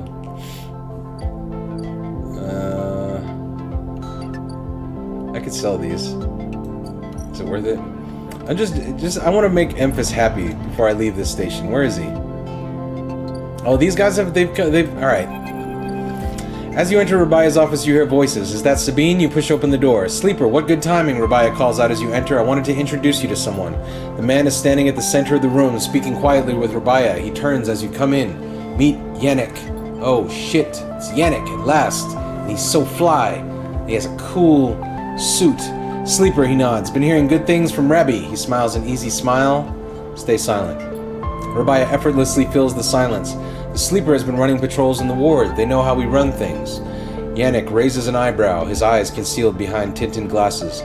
You feel his stare, even if you cannot see it. Actually, Rabia places a hand on your shoulder. The Sleeper was what I wanted to talk to you about. She doesn't spare you a look. What's going on? Well, okay then. Yannick tucks his hands into his pockets. Go on. I'd like to recommend them to your ward. A tiny pause. They've shown themselves to be a capable ally here on the spoke side, but we have more than enough to run our territories. I hear the main block is proving more difficult. Yannick leans forward slowly. It's a mess, Rabbi. He waits, his tinted glasses shimmering despite the lack of light in the unit. I can use them, he suddenly decides. Rabia smiles. Good to hear. I can immediately... Yannick cuts her off with a raised hand. 1 second. He steps one surprisingly light step closer to you. You eager to work, Sleeper? What kind of work? Question. Yannick lowers his head and raises it again, as if he dropped something. Nothing new for you, he answers, not quite looking at you. You don't follow. What is he saying? That concludes it, Yannick pronounces. Sleeper can come work in the ward, anytime they like. You shoot Rabia a confused look. Rabia finally glances at you for a moment, but it is so fast you almost miss it. Good. I know you'll be happy with their work, Yan. Yannick reaches out and squeezes her shoulder. Sure, Rabbi, he says. Now please, he says, turning to face you. Let us old friends get back to it. He guides Rabia away, leaving you standing alone. You look to Rabia, but she is deep in conversation, and so, stunned and confused, you leave. Okay. I don't know what the fuck those two got going on. It kind of seems shady as fuck. I was just coming over here to see the mushroom guy. I don't want... Oh, shit. Yeah, I got the wrong mushrooms, though. But I think I got the mushrooms that I can sell here. Right? No? No! Okay, I've got useless mushrooms. I've got completely useless mushrooms that no one wants. But I'm going to bed. And I'm flush with mushrooms. And if anybody needs mushrooms, they know where to get them. End the cycle. No regrets. All in on mushrooms.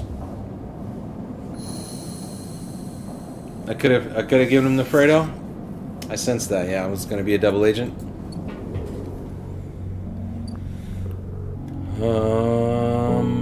So, this is the day, right?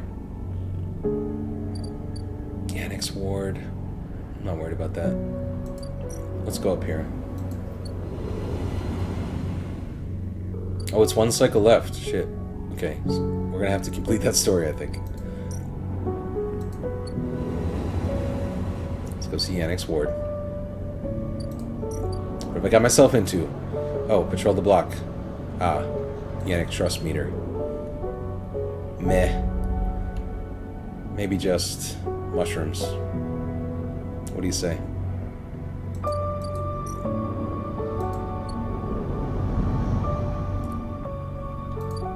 Get some spores. Oh, it's always gonna be Girol caps. My plan is to leave this station with as much fucking mushrooms in my pocket as possible, okay? That's my only goal here. This is a wild gamble. For no reason. That depleted my energy. But I just got it like that now. I don't even care. Go into the aviary. taking my spores. I'm just making mushrooms and I don't even know why.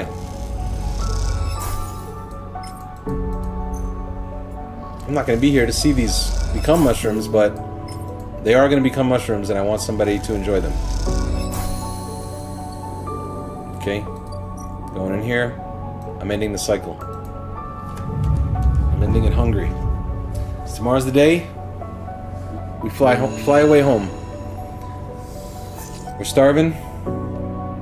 It's okay. I mean, we should get some food for the journey, but we might as well.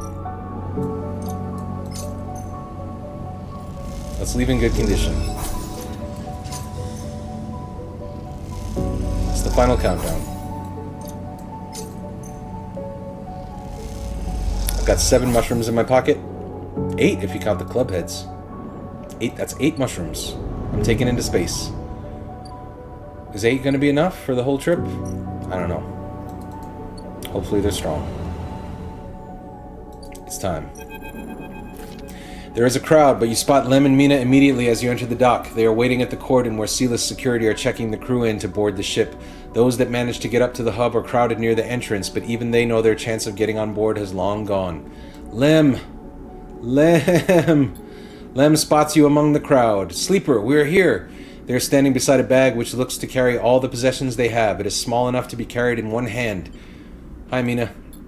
Mina is vibrating with excitement. She seems strangely at home in microgravity, but then you remember that she has spent her whole life in space. Hi, robot. You hand over the Sealess ID film to Lem, keeping your own. He turns it back and forth in the light. Where did your friend even get this picture, Sleeper? Looks like my old Conway ID. You look, and a shimmering younger Lem stares out at the film, harder and clean cut. I spoke to the guard here, he notes. He nods to the white and green-clad security officer.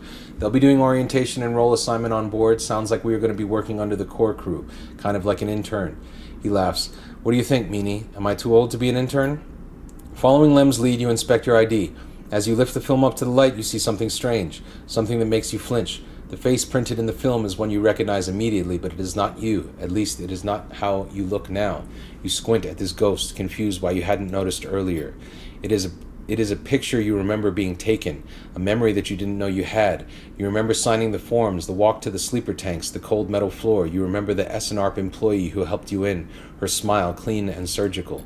You freeze in place, thinking of the you that still sleeps somewhere in an SNARP facility, that won't wake until you are recovered and disposed of. And now you are leaving. Will they ever wake up? Sleeper, Lem interrupts your thoughts. These guys want us to board. You stare at him without thinking, then notice the guard gesturing to you both to come forward. You all kick off and float over to them, steadying yourselves on the guardrail. You hang back, letting Lem present his ID film first. The guard slides it across a white machine, much like the one Castor printed them from. You reflexively rub the puncture mark on your hand, even though there is no trace of it now. It seems to be your destiny to be someone else's tool. Lem and Mina are waved through, the guard smiling at her excited face. Lem turns back to you to check you are coming. The guard beckons you closer. Board. You shake off your doubts and hand over your ID film. The guard barely looks at it as they pass through the scanner and wave you through. A new life built from old things. You okay, Lem asks, concerned as you catch up with him. You are so slow, robot, Mina teases, grabbing at you with small hands. I'm good. Lem nods and you realize how much harder it must have been for him to cross that threshold. Mina struggles in his arms trying to get to you, and Lem relents, struggling with both the bag and his daughter. Mina tumbles through the microgravity and grabs onto your clothes for purchase, pulling herself into your arms. You all proceed up the walkway, the entrance to the docking bridge yawning wide in above you. Are we family, robot? Mina asks as you move, taking you by surprise. I guess so, kid. Mina smiles and presses her head against your chest, pleased by your answer. You keep moving up into the docking bridge, then along that thin glass-walled connector, all the time Mina clutching onto you. The lack of gravity means you can't feel her weight, only the grip of her small hands on your clothes. You both stare wide-eyed at the vast hull of the sidereal horizon and try to think of this huge machine as a home. Later, when you settle in your bunk, after Mina has finished running back and forth between you and Lem with an endless and infectious excitement, you find yourself looking at your ID film once more. Somehow, since the last time you looked at it, the image seems to have changed. It is still a picture of the old you, the person that signed up to have their consciousness copied and placed into the ownership of SNARP, but something else has crept into the image, an underlying sense of self-identification. This is also a picture of you. You now. The you that survived the eye, that made friends here, that found a way out, that escaped against all odds. The other you might never wake up, they might never live again, but so be it. They consigned you to a doomed life for their own gain. Their life is yours now. You will live it better than they ever could. You lie back on your bunk as the thrust of the side reel's vast engines kick in. This feeling, this rumble, will be your constant companion for the next decades. It will be there when you work, when you watch Mina grow, when you dream of the planet at the end of the journey. It will stay with you when your body starts to fail, despite the best attempts of Lem and Mina, as the years stack up and it exceeds its safe operating period by a decade. It will be the thing you wake up to in those rare moments of consciousness, between which Mina will keep you in a frozen state in the hope of preserving you until your destination is reached. It will still be here when Mina wakes you. Oh my God. Blaketown, you're here just at the end. It will still be there when Mina wakes you, tears in her eyes to tell you of Lem's inevitable death, and it will not relent despite your desire for a moment of silence. It will be the final thing you hear as Mina shuts down all but the most vital of all your functions and hopes beyond hope that you make it to your final destination, all the while doubting that you will. But for now, in this moment of departure, it is still a new sound, a new feeling, and because of this, it is filled with the promise of the future. And so you settle back on your bunk and close your eyes, and in moments you are sleeping a perfect, dreamless sleep, the most peaceful that you can ever remember. Blaketown. What a time. What a time to arrive. Yeah, I mean, listen, if you go back to the beginning of the VODs, you will forget that this happened now by the time you're there. What a time to arrive. It's so late where you are. Have you woken up in the middle of the night? But it's been a hell of a game. It really has. I was saying earlier, like, I can't say enough good things about it. It's a hell of a story. I don't think it could ever be as good if it were turned into a series or a feature. I mean, I could be wrong, because it's a hell of a story and it's a cool story. But experiencing it, I don't know. Maybe it would. Maybe it could be valid as one of those things. But experiencing it this way was really fucking cool. I think about this a lot, about narratives and the difference between like games and movies, and how much more invested you become when you're the person making the decisions and you're in the POV of the hero, literally. And this is about as good as it gets, this game, man. And the play system is not like any other game. It's fucking action dice. It's got me thinking I might try tabletop RPGs. Maybe that's some shit I would enjoy. It's some shit that never really appealed to me before, but this action dice shit was so clever and fun. A way to progress through a story. The cycles. Disco Elysium is the nearest comparison, but it's a different game.